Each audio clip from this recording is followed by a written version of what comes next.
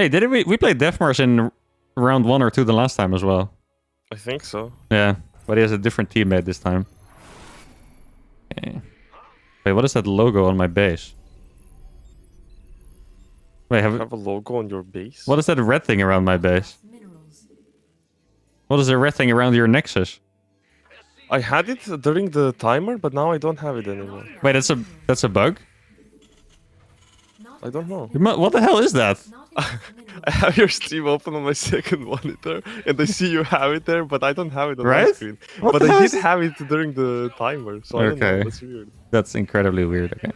I would love to play 3x Reaper because it's this map. I don't know if it's good enough against Proto Zerg though. What do you think? It definitely is. Okay, sure. And then you go Adept Oracle, I guess. Or Or I go glaive. Glaives? Yeah, You know these guys have hands, right? that's okay. So do I. Okay. Okay. Reaper I mean, glaives. whatever you want, but that guy's gonna make one Oracle. And Nah, he's not gonna make an oracle. he's not? No. He is not much of an Oracle guy, I think. That is true.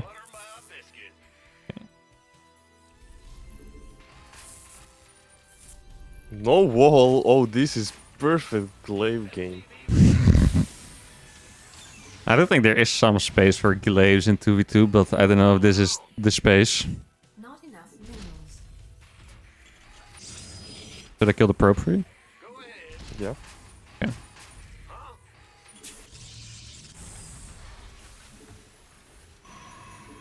Ooh. But like normally they're greedy with it. Center upgrade. Oh, he is greedy with it. Okay. Not enough minerals. Boom. He doesn't know I'm playing T-Rex Reaper though. You let him scout you? Gas. You can't stop it, bro. Yes, you can. Additional can't. supply depots Yes, you required. can. Yeah, let's eat his probes. Eat his probes? Sure. Yeah, with your probe. Oh, let's share control. Insufficient Vespine. Yo. This is huge. Oh, it's just target. Oh. Insufficient Vespine gas. Insufficient. Your probe might get it, Kill bro. it, bro. Don't worry. Oh, I you got it. That's so huge, actually. It's in a depth, yeah. Okay. Are you gonna save me against the Oracle? Sure. I could make an Sure, I'll make a eBay stalker. as well. Oh, yes. Make an eBay, actually. Yeah, you prefer that? Okay. Yeah. I can't make that many Reapers. I probably already have to stop, actually. Not enough minerals. Unless... Not enough minerals. I can't believe you're playing one-gate Glaives, bro. What is that? What do you want me to do? It's a Veiling Nest. Oh, well, that's not good. Oh, here, this dude? Oh, they're all inning hard. It's kind of a psycho engage by them. Oh, it's an Jordical. The Joracle? Is he out yet? Yeah. No, Okay. he will be. Yeah. He has only like 4 probes on his natural. Bro, what did you do to him? He just recharged the Oracle. I killed like 2. Not That's enough it. minerals. 2 oracles? You killed 2 oracles? 2 probes. Oh. Making turrets and bunkers. Not enough minerals. I need turrets too, bro. Make your own anti-air, bro. Oh my god. There's no way he flies into my natural. I don't believe it. That's gonna happen. If he does, he goes like through here. That'd be nuts. There he is. Found him. Yo, Loki. He's Oh, flying to my natural, bro. oh the Bailing Bus is coming. Well, I only have 2 units right now, so... Yeah, just your wall. Our allies' base. Our allies are being attacked. Base is under attack. Not Okay. enough I'm minerals. gonna kill the 2 of death. Oracle almost died. There are Bailings being morphed in front of our base, but... Our allies' base is under attack. You okay? Bro, yeah, I'm okay. It's just annoying. Mm-hmm. So he morphed Bailings but didn't do anything with them. I think he might have cancelled them.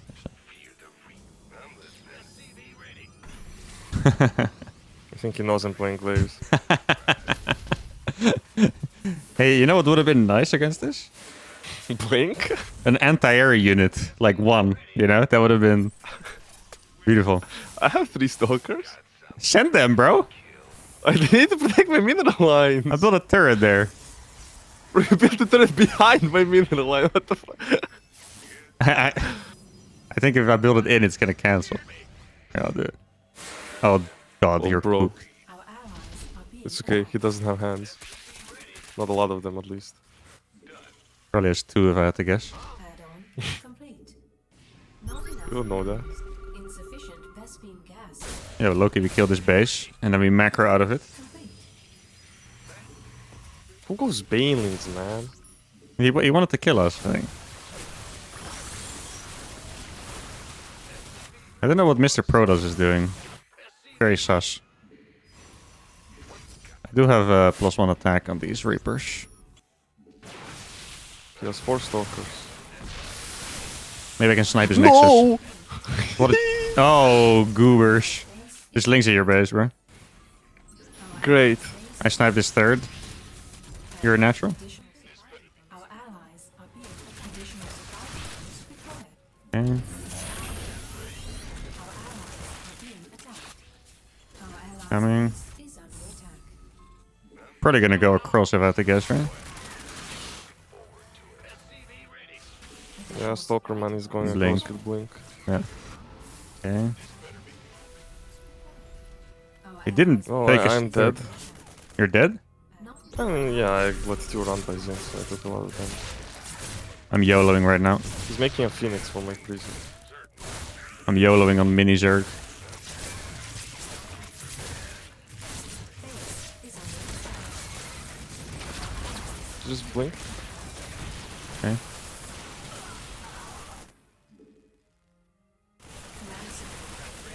I do have 3 CC. I share you some money if you need it. A little bit of minerals, maybe, yeah. Yeah. There you go. You have an ACV in my base. What the... I fixed it. That's third guy. Allies are being attacked. Oh. Not enough minerals. Should have made bunkers as well, bro. Minerals. Our allies. Yo, the turret! Yeah, that thing popped off. Turrets are good. I killed one. Oh, this guy's losing all of his links, bro. He's getting cooked. He lost like 30. We did deny both of their 3rd bases, right? Yeah, we did. They are playing this shit again. Yeah. I feel so slow. Why am I so slow? Do something about it. It's because you struggled to wake up at noon for this. Like, might be a bit of a lifestyle thing. You feel me? This is drop lord in my... Careful, of stalker. Here. I'm nowhere near there, bro. No, for your prison, I mean. I have a prism? I do. Yeah, I moved it here. Wait, that was actually a slow dropper lord in your base? Oh, there's Yes. links running by? Can this guy stop? Okay, I just want to play the game. Relax, relax, we're chilling.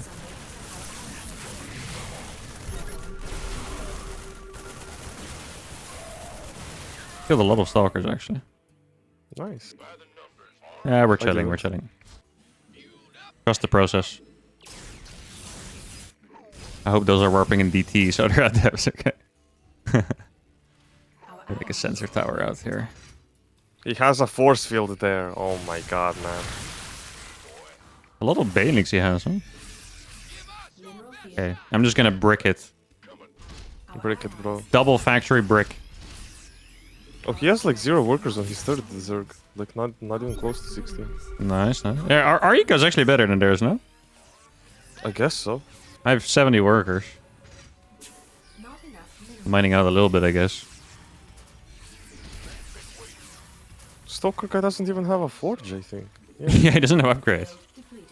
Wait, did they get cooked in there? Oh, wait, Mini Zerg does have upgrades, though. Yeah, I could feel it when he link dropped me. My probes disappeared like they were nothing. Yeah. Additional supply. Yeah. Wait, is that a Colossus I saw? Or am I hallucinating? I hope you're hallucinating. Okay. Let's just pretend I was then.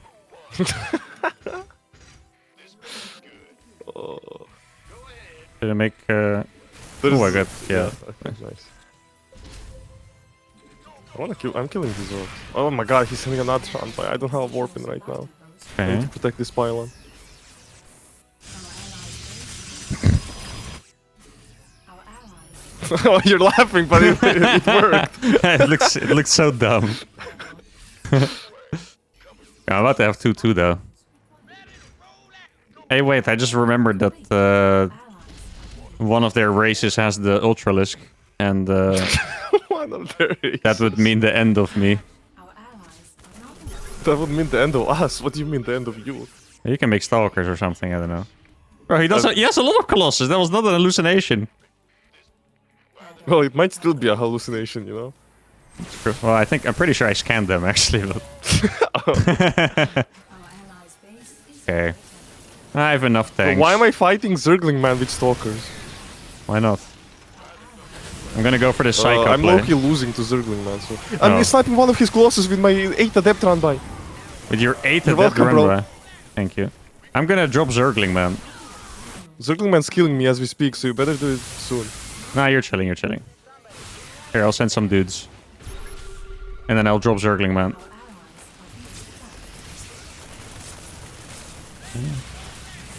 Wait, Zerglings kinda suck. Wait, they're kinda OP. Wait. actually. You're not allowed to say that, bro. That's... Ah, Stalkers are broken. Who invented these things? Holy shit, Marines are broken! Yeah, You're triggering every Terran in here right now, bro. You included. Man, Zerglings are bad. Memories are broken. My army is now Tank Liberator. My army's Marine Glaive Adept. Wait, what the hell is that? He's coming with the laser giraffes, bro. Laser giraffes. Laser giraffes. Don't do that to my Marines. Our allies The Okay, I Zerg got player's the so hatchet. dead, though. depleted. Not He has 3 Colossus, how are you gonna kill this guy?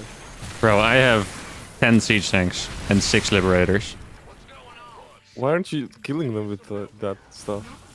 Then they do the Protoss thing and they do a run by or something. I am currently getting A-moved.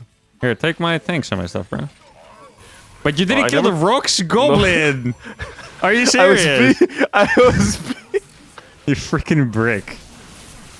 I was busy. You're such a bro. brick. That's insane. I'm pretty sure that happened to us before, actually. I had Yeah. stuff to do with my army, okay? It's not that simple. Protoss army is big and Wait, why powerful, don't you man. siege here? This looks like a broken siege location. You can blink on it. When he blinks up there, I'd like to imagine he's dead. I like to imagine a lot of things when I play TVP. Oh, he's doing it. No, he's not. He changed his mind real fast. One tank shot, he's like, oh, never mind. Maybe not, huh? You can use my tanks and Oh, libs down there. dinosaurs Yeah? are out. I have a lot of tanks and libs, so just say. Do tanks counter dinosaurs? Yeah, if you have enough of them. additional supply details. I have 3-3 almost. I don't, because I was struggling for gas this entire game, so I never started my upgrades. Okay, okay. We do a little, do we the do a two little adapt counter. round, right? We do a little counter. We do a little counter. Trust the process. We're gonna get surrounded by dinosaurs. I have like 10 stalkers. That's my entire army. Where are the dinos now? Oh, I found them. My depth round by is doing work. Okay, we're going in. Nice, nice. Where's Mr. Protoss though? Oh, he's I back think home. Protoss F2'd for my 2 adepts, by the way. Yeah, He's it all looks the way like up it. Yeah. Nice. That's what we like to see. He lost his prism. That's also what we Had a like to see. prism? But these dinosaurs are weak. Do they not have upgrades? Or are stalkers just that good? Stalkers are pretty good. Why is he making corruptors? I'm scared. For my libs. I guess for the libs. I hope it's not Brood Lords at least. Me too. Oh, that's a blink. There's a ball. You killed the ball. Can I kill that dinosaur? Yeah. Do we have a future in this game, or is the Protoss gonna 1v2 us? I think I'm okay. I just don't have a lot of medevacs. Wait, I lost half my probes at some point, or like a Banelings or something. Well, there were links attacking your new base for a while.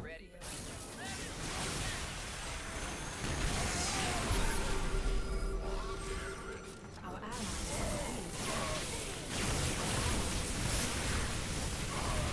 Cook him, bro. Trust. I think we're the ones getting cool. No. Thanks, shoot. They're shooting. The tanks are shooting. Oh. Yo, he actually did get cooked. Wait, you killed everything. Wait, Yeah. one Colossus. Nice. I need to take a new base. Yeah. Yeah, I'm on 3 base. I Yeah. need to take one as well. Yeah, I'm also on Did I rally my 3 base. prison to its death? I think I did. Probably. I think Protoss does have too many bases. not enough Probably. Yeah, we're kind of getting 1v2. Yeah. Circle almost rebuilt now. He has a pure robo mineral field depleted. army. That's some lips, I guess. He doesn't have a lot of zealots, right? Minerals. No, not really. That means his army kind of sucks. Our allies' base is under attack. Not enough minerals. Oh, nice. Not enough minerals. No, not doing that. Not enough. Our allies are being attacked. Oh, that was expensive though. I lost most of my stalkers for that snare. Oh, I killed like 15 stalkers, bro.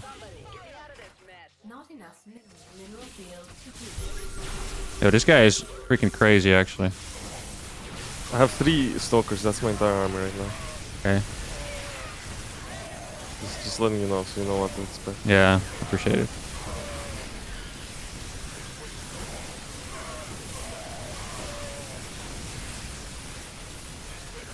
Yeah, I killed a lot of Dragon stuff. Luck versus the Zerg. He doesn't have that much, right? Or does he? Oh, probably not that much, no. Command center. Yeah. Our You have a allies' prism up base here is if you want to use it. Not enough minerals. Yeah, it just finished. Not enough minerals. Try to siege the Cancelled Zerg my bases. fourth again. Not enough minerals. Some links in your base. Yeah. Yo, mass tank is doing pretty good for me actually this game. Somehow.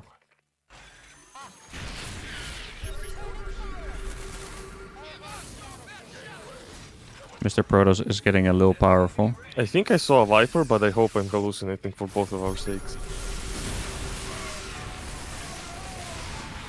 I also hope you're hallucinating. Can I give you anything that you can kill the Zerg with? Or Well, I'm making Archons and starting Immortal I'm production. gonna lose my tanks. That's bad.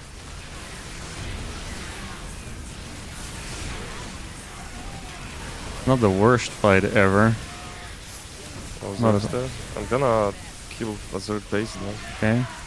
Protoss lost most of the army. Not enough minerals.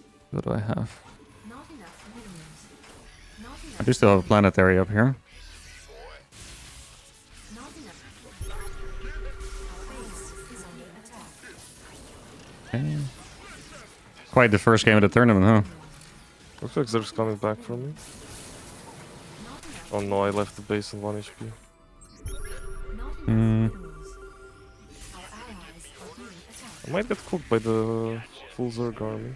Not You? enough minerals. Yeah, I'm not sure though. Not It's 4 ultras. It's not that much, but Our allies I'll send some. attacked.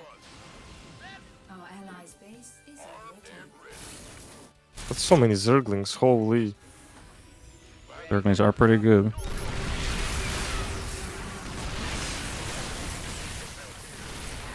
Oh, he used Vipers to help his teammate. That's messed up.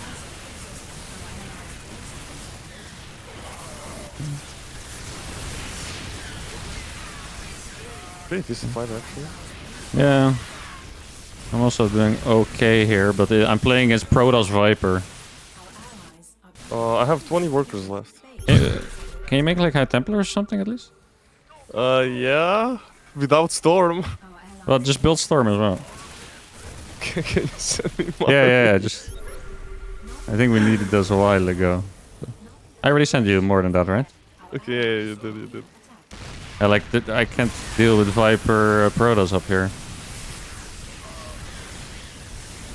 Half of the bio units that you just F2, they're gonna be red HP, just so you know. Yeah, that's fine.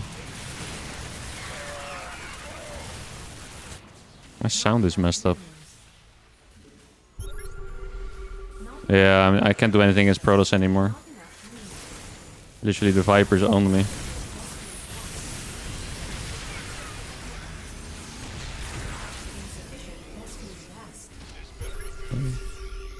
Those 4 High Templars are all I got, bro. I'm on 0.5 bases. Okay. Not enough.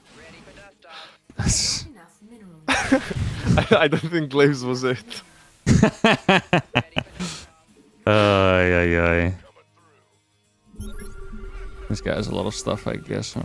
That hatchery is 1 HP on the bottom. Yeah. He jumped on you before I could feed back. Oh, really? GG. I really don't think they had that much. But I thought the Zerg was super dead, but yeah, he well, kept having stuff. it was kind of dead. I think the games would have been different if you killed the rocks, maybe, because then, like, if you could have saved your base the first time, then you wouldn't have lost it the next 10 times, you know, because you would have Yeah, had I the agree. position. Yeah. This looks so sad. I jump back 3 minutes and I have 182 supply, and you have 89. Yeah, no, I was actually winning against the Protoss, like, slightly, but yeah, I mean, Viper Protoss against my tanks was a bit brutal. Not Glaives for sure. Yeah, I agree with the guy in chat. Yeah, no glaives. Glaives is banned from now on. But you know what is actually sick? Did you watch the double Protoss versus double Zerg of the last season in the playoffs? No. It was a Showtime trigger against Cerroy Laser, and then they played double 6-gate glaives, and there was nothing they could do. It's like twice the space to cover for twice the adepts, you know? it was actually so nasty. It was very sick. Okay, let's share control. Boom.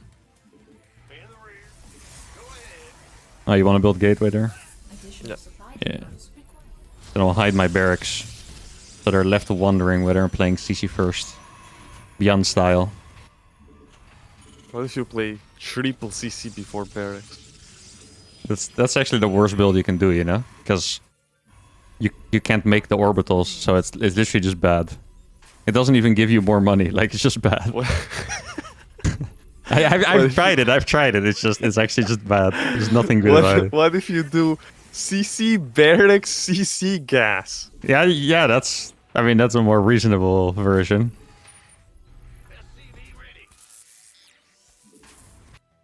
How am I gonna make my CC like this? Oh, clean. Bro. Clean, and he gets it on the spot. Oh my. Wait, I'm coming. Just pick the timing, now. Oh, we're so perfect good. timing, the outplay. We're so good, man. The early game demons are back, boys. The early game demons are back. Nice. Triple mental victory. Did he took his Nexus in Narnia, I think. Oh, you're blocking it. Okay. I don't forget, by the way, that last game we played T-Rex Reaper Glaives, right? But it did look like they were all-inning us last game. Like, at least, it looked like a bailing all-in, right? That he kind of cancelled then, so. If you see anything sus, let me know and I'll make a bunker. Okay. Probably good to kill this Overlord at some point. Our allies are being attacked. Do you want Adept? I didn't scout his stack, unfortunately. Okay. I do not have my Adept yet, because I kind of skipped it for Stargate first. Yeah, that's fine. Did he make Warp Gate? Do you see? Oh, nope. He killed Okay. me on the run. Okay. I'm gonna catch the Adept right in front of our base, in his shade. Ah, his Overlord's right there. Maybe he's not looking. Look at his Overlord. Oh! Nice. Good. You can go across with the adept, I think. If you want. There's another overlord here, maybe? That's a Oh. hallucination. Oh, okay. Okay. I think it would be nice to do a push maybe this game. Like a tank, Sure. you know, tank marine medevac somewhat early. I think that would be okay. Evo. Evo Ooh. chamber. Baneling that's just finished. What the hell? I'm gonna finish this. That's I like finishing. that's kind of crazy, right? Not enough minerals. Bailing this and the Evo? Okay. Enough minerals. I'm gonna make an engineering bay just to make +1 on time then.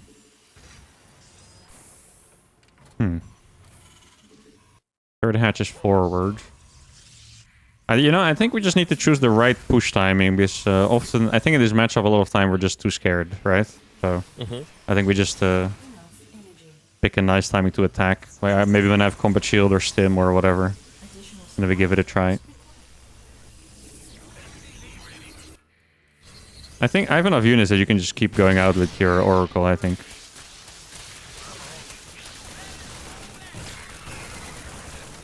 Big Thanks. trades. Yeah, that's nice. additional Okay, supply. getting stim now. Not enough. I think he might be playing greedy behind this. Not enough see. minerals. There's no drones yet. Okay. Not enough minerals. Interesting. Not. Our allies are being attacked. He just finished a drone. Our allies are being attacked. You only played one Oracle? Yeah, I'm Okay. making a second one late. Not enough. Okay. Not enough minerals. I'm a little afraid of the low drone count there. Not enough minerals. Same. I don't know why it's like that. Gonna make a defensive bunker for He us. did make a few more now. Now he has like 6, 8. on his, Yeah. Let's just we just try to attack with stim, I think. Not enough minerals. I'll have +1 as well around the same time. Not enough minerals. Not enough minerals. Maybe yeah, Oracles can probably defend if it's a big Ling run by. Not enough minerals. And if his eco's not good enough, I think we're fine. Not enough minerals.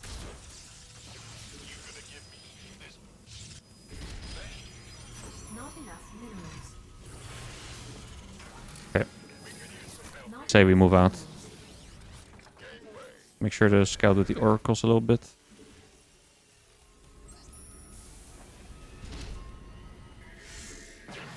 up. Our allies are being attacked. I think his army's here. I heard him attack the rocks. Best being Okay.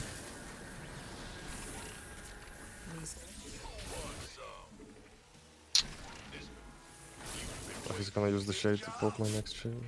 My next stasis. Oh no, he's not. I'm just rallying at home. A good amount of units behind us. not enough minerals. Not enough minerals. Oh, we killed the base. Yeah. Yeah, the mass link counter attack. If you want to send oracles back, I think we can go to the bottom side with our army though. Our base is under attack. Command center upgrade. There's pretty nasty tank positionings here. Not enough Oh, there's not even a base here. minerals. Is What the under hell? attack. Our allies are being attacked. Kill the robot maybe real fast? For the Colossus.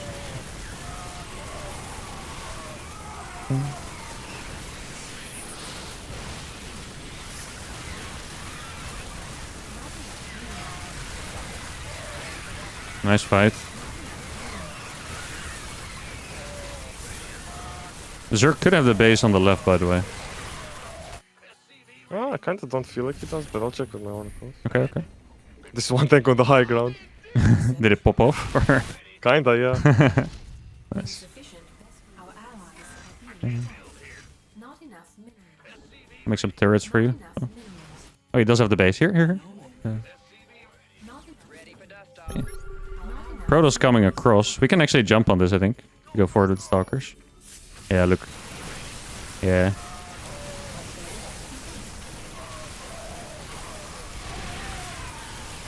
Yeah, this is nice, I think. Boom. I guess you killed most of the drones as well. I killed a bunch, yeah. Yeah. Oh, drop. They got into your main base. You got that? I think so. Oh, in my main base as well. Okay, I have to go back for that, I think.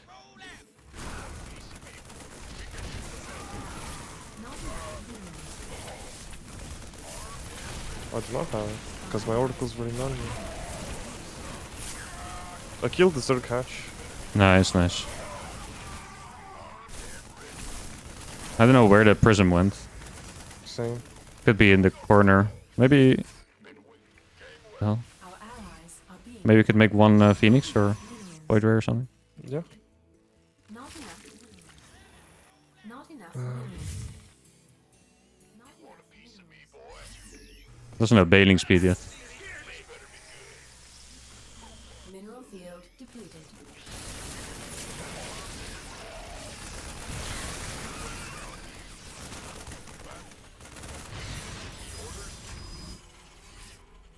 Insufficient. Our allies are being attacked. You okay at the front? Should be. Okay, Only come has on. zealots. Oh wow. I'm coming.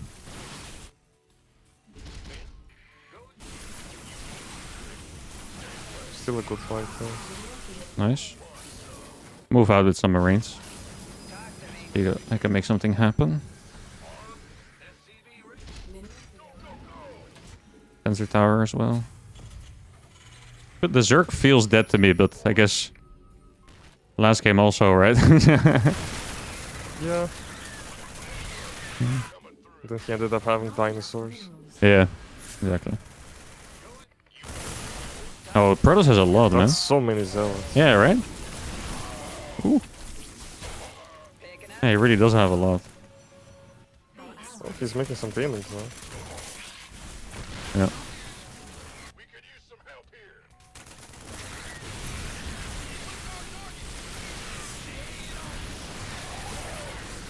Got the Have infestors. minutes? Under attack. I'm coming. Our allies are being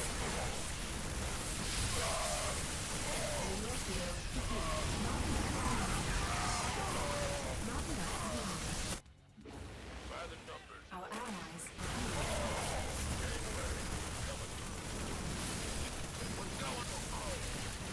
Did you die? What the? I don't know.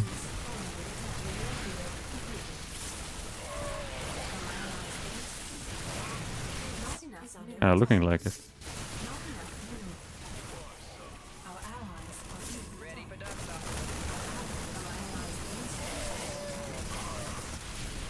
What the hell? How did they get so much stuff? I have no idea. Just spammed zealots and we died. upgrade. Yeah. I'm opening 7 DPs. Oh, nice. That's pretty good, actually. I'll cancel this. Okay. I'm on one base. You got your Nexus too. Okay. Yeah, I mean, trying to make something happen with the DTs, I guess. Our additions are being He has good upgrades too. I was hoping he wouldn't.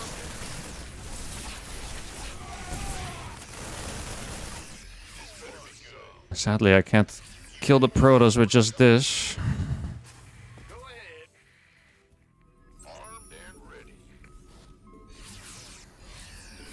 not enough minerals.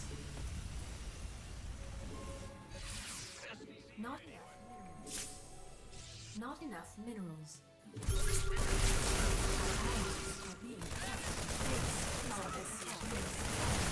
I'll try to deal with that with my oracle. Yeah. It's gonna take a while though. Kill the Zerg base.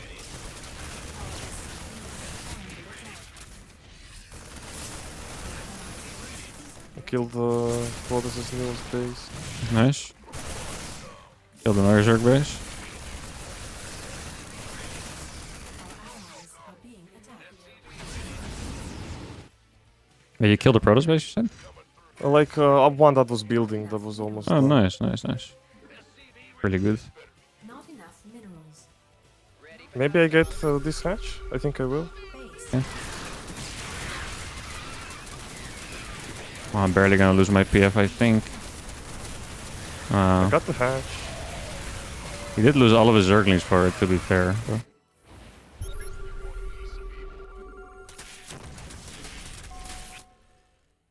It doesn't have a lot of energy. Not enough minerals. yeah, I know.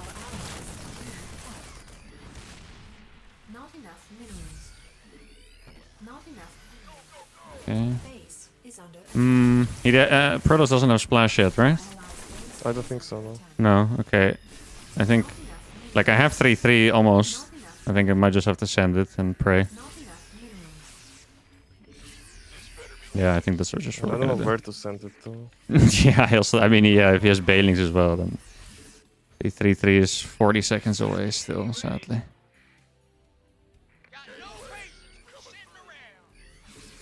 Additional supply depots required. Oh, he Coming found me. with 2 Archons, that's the best I can say. Okay. Protoss army is on the right still. How much is it? I don't know, I didn't really see it, I had to run away. They're gonna surround me. Oh, there's investors. Yeah. Deep. Ay, caramba. Yeah, the Zerg didn't have anything, dude. Holy. Oh, unlook. Kind of a banger series, but sadly not in our favor. Right, in the bottom left we have the Korean team that did well last time. We have Shin and Ryung. They actually beat us on this map, so now I kind of hoping for some vengeance here. And on top right we have Gerald and Nicorrect. These guys, in my opinion, have not looked strong yet in 2v2 compared to their 1v1 skill. I feel like there's a good amount of teams that are kind of in that mid-skill bracket when it comes to pro players. And a lot of them do pretty well in 2v2s, but Gerald and Nicorrect have not really looked strong yet so far. So, curious to see if they can make it happen this time. Gonna turn the music off for a bit so I can chillax after that crushing defeat. This is still round of 16, by the way. We also played in a round of 16. This is also still round of 16. Hey, this build is on freaking crack. You guys realize this? Nexus first. Gas, gate. That's what he just played. Nexus first, gas, and then the gateway. Holy. Nicorrect at the same time playing... I wonder what the synergy of this is. Going the greediest possible build you can ever play, plus double gas from Nicorrect. Ryung and Shin playing the most normal build at the same time. So these guys are kind of on extreme ends, and these guys are in the middle, the red team. So, yeah, we'll see. I would like if this is some cool prepared build that we haven't seen before. What I would like to see is maybe like a quick double Stargate. I think that would make sense with the fast double gas. Right? I mean, if you look at how much gas he has already, it's 200. He could make a double Stargate and +1 air attack at the same time, if he would want to do that. This is a pretty sick map to play like this on, by the way. Double Chrono Boost for free. Not bad at all. Nicorrect is playing his most common TVP build, which is the 5 unit, 3 Reaper, 2 Hellion. This is kind of weird, because that's a build you do against Protoss, and this team doesn't even have a Protoss. Wait, what is... Okay, it was a fast Cyclone. Now, what I can tell you guys from playing against Ryung and Shin is that I think that they play extremely weird. I have not seen weirder builds in 2v2 than what these guys did. Okay? I thought it was incredibly strange. Hey, this really seems to be working out, by the way. So he's making a spine, because Nicorrect is showing up with these early units, but Gerald is literally... Wait, he's not even gonna go for Stargates? He's just playing the greediest thing you can possibly do for the memes. 3rd Nexus off of 1 sentry. What was the... So it was Nexus, gas, gate, core, Nexus? I think that's pretty much what it was. And then he's not even going to go Stargates behind. He's straight up going to go for the freaking Twilight's going to go Blink. I guess we'll see what this is going to look like. I guess they're going to have perfect scouting. So that is nice. Cloak Banshee. Yeah, Nicorrect is actually playing TVP. This is literally his TVP build. I play this too, so I know. And Gerald was just going to go 5-gate Blink Stalker now. I kind of think that It could be double Forge. It could also be fast 4th Nexus. He is taking a 3rd gas over here. So that points more towards the double Forge. We look at the income of the players right now. Gerald's income is not spiking ahead super far yet, but it's starting to get there. Ryung going for 3-1, which just looks like a tank push, really. Shin going for the 2-base lair, which is going to lead into Mutalisks. And I guess we're going to have to wait and see for a while. I am not convinced yet by the follow-up here. I think if you're going to go for such a drastically greedy build, you kind of want to have a strategy with it, I guess. Like, you could go for the Stargates, and you have economy plus Phoenixes, which is not something that you can usually have. But instead, he's just going to follow it up a normal way, and his teammate's going to be the lowest economy in the game. So I don't know if it actually balances out that well for them. Pretty scary to go up against Mutas, but I guess, I mean, it is, what is it? How many gates do we have at this point? It's going to go up to 8 gateways. 8 gateway Blink Stalker. Gerald made his 8th gate before Nicorach made his 2nd barracks with these 2 builds, by the way. And he already has 60 probes, I believe. How many probes does he have? 56. Now, the red team does seem to be... Well, actually, he's moving the spine back. Oh, so they don't think they can defend it. Probably should have cancelled it then, I guess, right? It's kind of a weird play. There's a counterattack over here that should get defended perfectly fine. If he is looking... Oh, he's not looking. Ooh. Nicorach pinged it for him. You can tell. You can see the ping on the minimap. Nicorach pinged this base. There's about 10 workers dying because he wasn't looking. That is painful. But they are going to get the base in exchange. And now we have to wonder if these mutas are going to make it hard enough for them. Nicorach does manage to close the depots in time. Hey, by the way, advantage of sharing control. You see, me and Goblin always share control. And there you can see why. Very often, instinctively, when I see one of Goblin's units going the wrong way, I still tell him, like, oh, careful. And then after I realize, wait, I can move it too. There, Nicorach could have saved the probes for Gerald. And maybe saved, like, 6 or 8 or 4 workers, right? Like, it all matters a little bit. Now, I have to say, it does look pretty good for the blue team right now. But that, once again, depends on whether they can defend these Mutalisks. I'm a little bit puzzled that they weren't like super in position for this, because he opened up with a sentry and he should have been able to scout everything. And like, he didn't see the spire, but I can tell you that it looks like Mutas. Lair plus 4 gas is basically Muta. So, I mean, in the end, he had enough stalkers, didn't take that much damage, so it's good. Probably could have shut it down even harder. That's the scariest thing I've ever seen someone do. Flying 3 Banshees over an army with Stim, he could have lost everything there instantly. 3 Banshees is kind of surprising. Now, this army by Ryung is going to be strong, but Gerald should be able to deal with it. A good snipe there by Nicorach on that base. A little bit of inside information, by the way.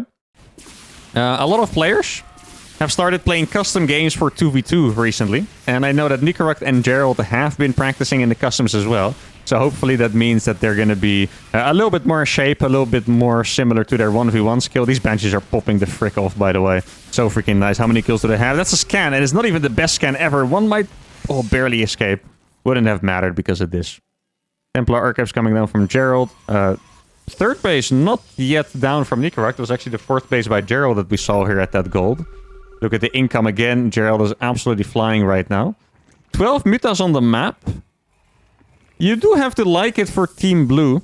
I'm not super confident that they can deal with the mutas that easily yet. Like, mutas are annoying to deal with, but at the same time, I think they have a pretty good position against it. Turrets are up in the natural here as well. Gerald has cannons, but more importantly, has a million Blink Stalkers.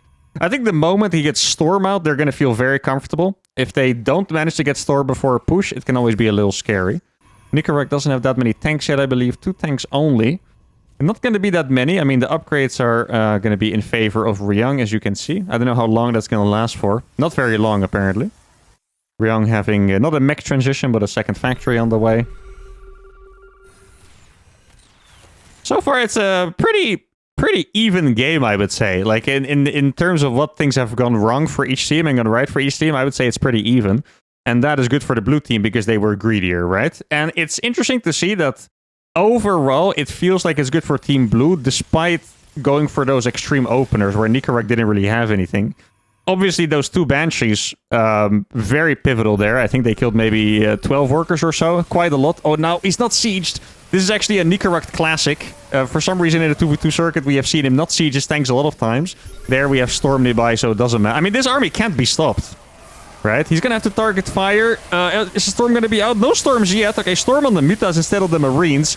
This is an ugly fight from Team Blue. I have to be honest there. Didn't Storm on those Marines, which would have been way juicier. Instead, Storm the Mutas. Didn't really kill them off anyway. Yeah, that was not the best looking fight ever for Team Blue. That is for sure.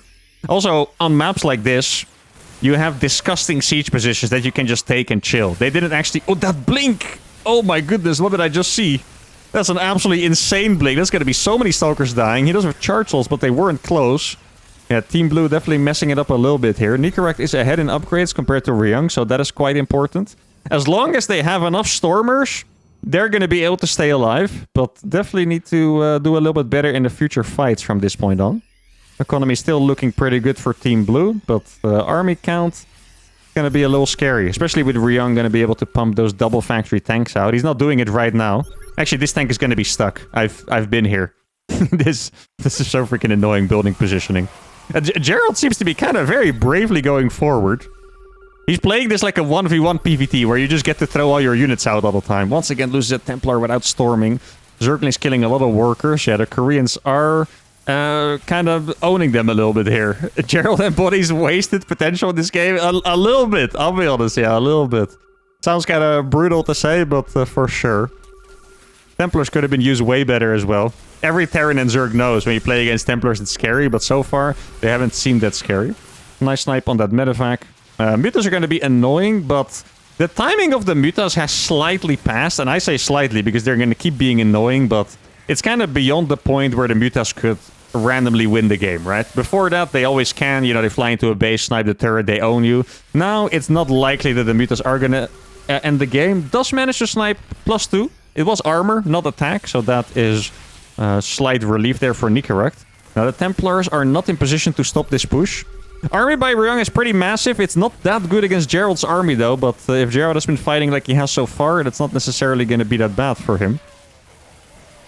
Going to be able to snipe a bunch of Marines here. Like, Zealots are really good against this. Yeah, he's just going to aim with this with Zealots. Tanks are going to focus fire those. I think I saw the ping from... Yeah, exactly. Look at that. Really good focus fire there by Ryung. Still going to get eaten alive by the Zealots, of course. And now we are in an interesting scenario where Shin is popping off. Okay, 70 workers, 190 supply. Ryung lost his entire army, and that's pretty bad because they do want a snowball. But can they deal with Shin's mass Ling, mass Muta? That's the question. It's now 26 Mutas. It's going to be very hard for both players to deal with. 26 Mutas is the... Oh, that's going to be a lot of dead Mutas, though. 26 Mutas is the count where you can just one-shot the turrets, and the turrets don't matter, so you always need to be in position. That looked like a bit of a Protoss storm to me. I think everyone knows what I mean by Protoss storm when I say that. Storm did more damage to his own units, apparently, than the enemy's units, but I guess he did try to get them on top of the Mutas. Ryung back up on 150 supply. Nicorect has not stimmed these Marines, which looks a little bit painful. These Mutas are going to have a hard time getting in here, by the way, because the Marines are covering the Stalkers as well. Ryung is really suffering here. Zealots are hacking down this base and knocking Shin down to 4, but I don't know, man. Nicorect at 100 supply only, it's going to be hard to see it happen. Once again, I've said it a couple of times, if there's enough Stormers, it can happen, but so far the Stormer control has not been there. And yeah, I mean, Ryung is just chilling, making mass Marine tank, really. At this point, it seems like that's really all he has to do to win this game. Shin is getting all the damage done. Even at this point, you don't really want to blink into... If he would have blinked there, he would have lost all those Stalkers, by the way. 25 Mutas against 19 Stalkers. Plus the reinforcing 40 Zerglings as well. Ryung is now in a very good position over here. Hey, one thing that I would like to see in this year's 2v2 circuit that a lot of players neglected in the last season is late game resource sharing. Whenever resources were shared, it was always a bit earlier to help with strats. Nicorect could give him all this gas, it wouldn't hurt him, and Gerald would be able to make 10 High Templars, right? Like, this would be a beautiful time to share resources. Then he can have storms from every angle. Storms on the Links, storms on the Marines, can have them, planted at every single base. Nicorect can use them with shared control. Doesn't seem like it's happening, though. Probably the most frequently seen mistake from the last circuit, I would say. And it's hard to call it a mistake because it's just... I mean, no one does it, so you also don't have to do it, but I think it's just an improvement that can be made. Yeah, all the Marines died to the Mutas, and at this point, these Mutas are not going to be able to be stopped very easily. Honestly, they can't be stopped at all, because they would need every Marine and every Stalker with that to chase it down, and then you can't defend from the main army. Ryung, by himself, pretty much making this happen over here. I don't know what the upgrades are. Let's see. It's 3-2 by Ryong. It's just +2 by Gerald. Yes, those Marines are +3 against 0 armor. Those units are going to die instantly. And Nicorect is doing his best to chase the Mutas, but they don't have the units anymore, right? They don't have the units to really deal with anything. Even here, this fight looks amazing for Protoss, but you see the Zealots just disappear into thin air. That's +3 against 0 armor. That's what that looks like, okay? Yeah, absolutely brutal. Also, he's up by 1-1 upgrades against Nicorect, I believe, or maybe +2 armor did finish for Nicorect in the meantime. So it's just 1 upgrade, but yeah, the Protoss units are just not upgraded enough. In fact, Ryong is just going to kill everything over here. Mutas are still alive. Right now, it looks like it's 35, yeah, 36 Mutas. And Team Red is going to win game number 1. And that is pretty scary, because, yeah, you guys are completely right. They were ahead. They had a cool build order, but they were just worse in this game. And it was very clear, I think. The engagements... Every single time, I think. Pretty much every single time the engagements were worse. They were not as attentive to, you know, run by stuff like that. The spellcasting wasn't there. Admittedly, Team Red didn't have to do any spellcasting, but still, spellcasting was not there. You can see it in the units lost here. 30k lost by Gerald, which is almost the same as the entire Red team combined. Okay, so that is, yeah, not looking that good for them. Hopefully they can do a bit better in game 2. All right, and at bottom right, the team that was popping off in the last game despite a bad start. It is Shin and Ryung. And at top left, we have the team that had a good start but needs to step it up skill-wise this game. We have Nicorect and Gerald. And I wonder what exactly went wrong there in the last game. I do want to say, by the way, these guys are not... same for the other team, kind of. But this team, they're not a similar kind of player in 1v1. Like, Gerald is pretty much a guy that only wants to play late game. Nicorect is a guy that doesn't want to play late game at all. So I wonder if that factors into why it went wrong last game, because Nicorect wanted to push a little harder, Gerald wanted to camp a little more. Like, it can be a little complicated, right? I was talking to Showtime in Cologne last weekend, and I was thinking about the styles that 2v2 teams tend to play. And I feel like really more and more styles seem to work, right? Like at the start, I want to say that everyone had a style in mind, like a Protoss Terran does this, and Protoss Zerg kind of all-ins, and Terran Zerg kind of sucks, or whatever. Everyone had their ideas. But then you have like Shin and Ryung, which, like, honestly, they do incredibly weird builds. You have a lot of Nexus First builds, you have the whole PZ mirror meta, where everyone was one base all-inning each other and stuff. At this point, I think anything can work as long as you do something that you're good at. So for that reason, I would think the best idea for a teammate is to have someone that plays like you. And maybe that's why this team hasn't really worked that well so far, because they don't play like each other. Like, you can make Nicorect camp, or you can make Gerald attack, but if it's not really what they want to do, they don't have the instincts for it, and that could be a little problematic. Like, Showtime, for example, himself, he had really big success with Spirit. Now, Spirit is a particularly successful 2v2 player, right? To be fair. But he really hasn't done well with Elaser and Lambo.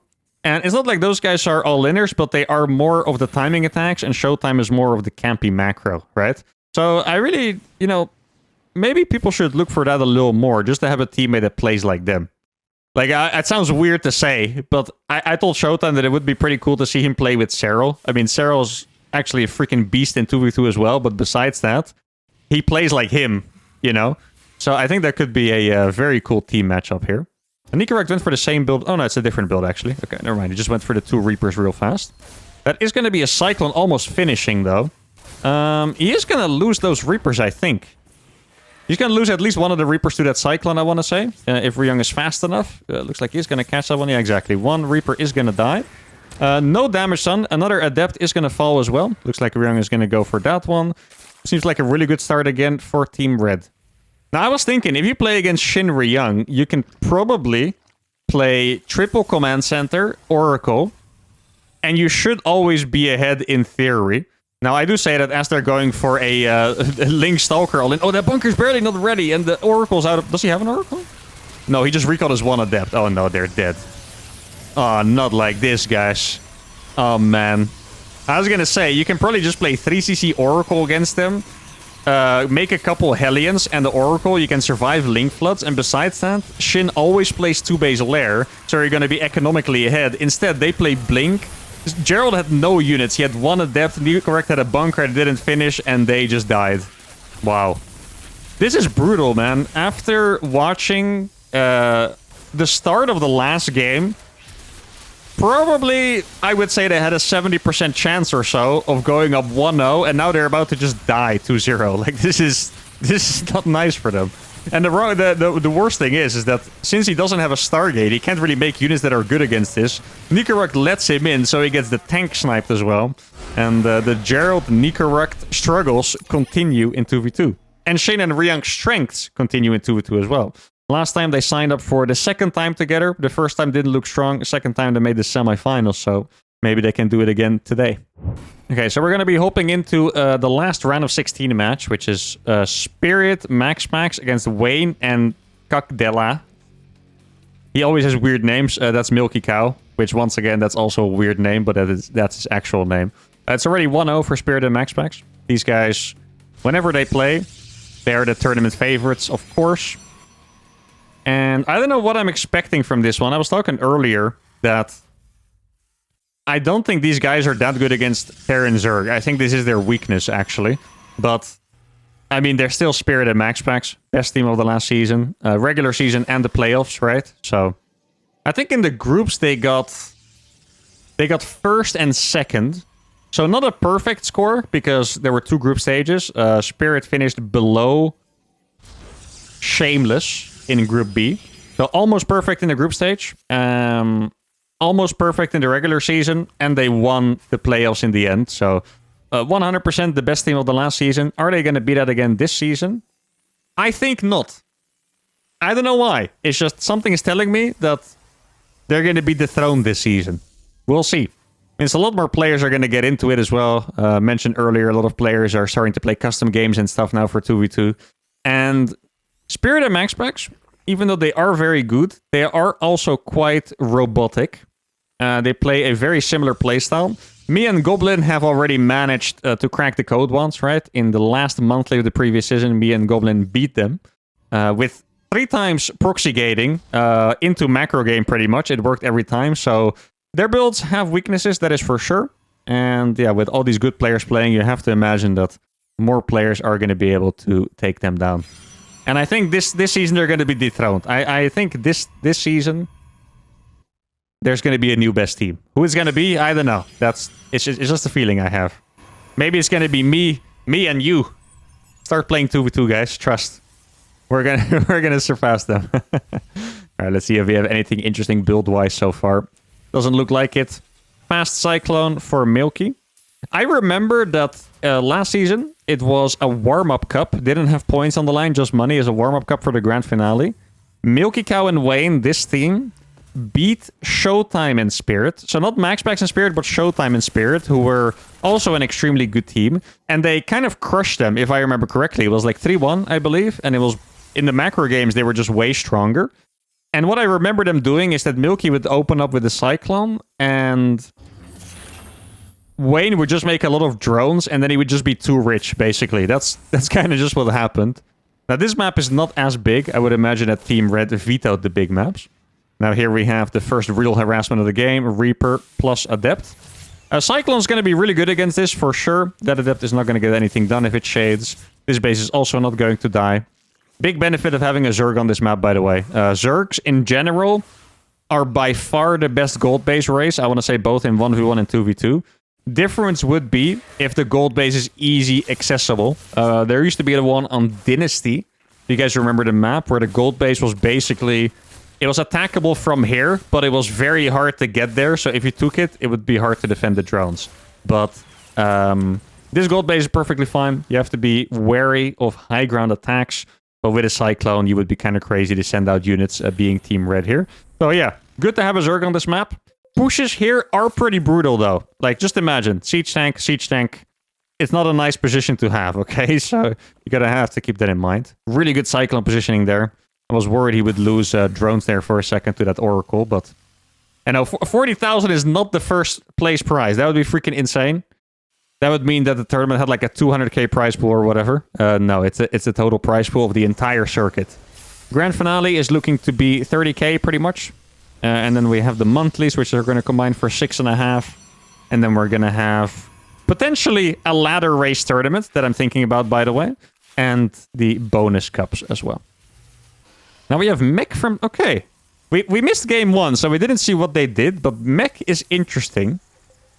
Well, more Blue Flame than Mech, right? Because he's making a lot of Hellions. He's making his first tank now. So it's Mass Blue Flame Hellion. Only 1 Oracle into the Blink Stalker.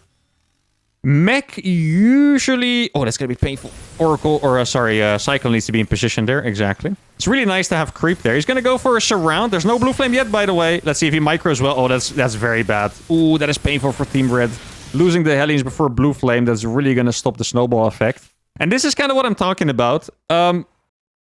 He's not going for the mass drones, though. I was going to say, he could drone up and be super rich. He is already pretty rich mineral-wise, as you can see. Despite only having 45 drones against 45 workers with mules. But he could have had 60 drones by now if he would have just droned instantly. But instead he made links first. Oh, he's going to be able to kill all of this too. There's Blue Flame. Should get at least a tank, I think. That would be pretty nice pick-off. Not quite sure how much I do like it. Because if you're going to go for mass links, you do kind of want to swarm. Interesting to note as well is that Milky is going for Bio. And not Mech, despite going for the Cyclone opener. Oh, that's a... Wait, what is that scan? Wait, what was that? Oh, he loses the Cyclone. I didn't think it was going to reach. What did he scan for? I'm not actually quite sure on that. Milky does need an army that can beat Hellions, by the way, guys. Like, Wayne is not going to beat Hellions with the Lings. They have a Ling Marine against Blue Flame Hellions. This is not pleasant. Milky needs a tanker ASAP. Looks like he hasn't managed to get it yet. Oh, it's actually a very nice engagement there, I have to say, by Mr. Zerg. Really good wrap around with the Lings. But yeah, this is such an unpleasant chase against Blue Flame Hellion Stalker. Overall, it's still looking okay, but they can't bleed out too many units here. Yeah, Wayne is forced to make a crap ton of Zerglings now. 56 drones only is not really where you want to be. Oh, he's going to get a semi-surround, though, I guess. Look at that. Okay. Actually, that's could have been a good force field, the Stasis Ward. That Widowmine could get a potentially massive shot. Looks like that's not going to be the case. This is the problem if you don't make tanks, by the way. Like, one tank would have... Oh, that Stasis saved a million Zerglings, I think. One tank would have made all of this pressure with the Stalkers just completely obsolete, but instead, they are losing so many freaking units here. Units lost is still relatively even here, so that's okay, but keep in mind, Zerg does want to be rich. Spirit now has the gold base as well, so his economy is also very strong. And I think Team Blue is definitely a little bit on the back foot here. The army by Milky Cow is decently strong, doesn't have too good upgrades yet, I do have to admit. Now it's mass... Okay, they're not splitting this exactly well, right? It's mass Ling against Hellion Tank. And then the Bios against the Stalkers. That is okay. But, I mean, they could deny this base for sure. I think there's nothing they can do. If they would run around and deny this base, or attack this base, they could kill it for sure. Even with this tank, doesn't matter. They would actually need the Hellions and the tanks to be able to take that down. And what are the upgrades here? +1 for 3 other players. Everyone besides Spirit, pretty much. Spirit is working on double upgrades, so is Max Packs. Yeah, I'm a little worried for the Zerg team that they droned up too late. Because supply-wise and stuff, it doesn't look bad, right? But you really want to just get ahead early. I feel like GG Machine is a player that usually does that quite well in 2v2. Always has a lot of stuff. Yeah, here, I mean, it's 150 supply for Wayne, but it's really only Zergling Roach. Probably want it to be a little bit higher. This is also a pretty breakable position, by the way. I mean, it's 4 tanks that are Omega spread out and 6 Hellions. Like, they would kill that if they want to. Hope they don't run in completely straight up. Oh, they're actually going to go for it. Well, maybe not with those tanks. They're a little bit too late if they want to go for it now. But that's a lot of units that are... Oh, that's pure bio, too. That's freaking 25 supply that Stasis over there. Yeah, I feel like Team Red is playing this so well, guys. Like, oh, wait, the blink, though. Wait, he doesn't have shells. No, why did he not have... Why is the... Oh, look at this timing. That is plot armor, guys. Come on.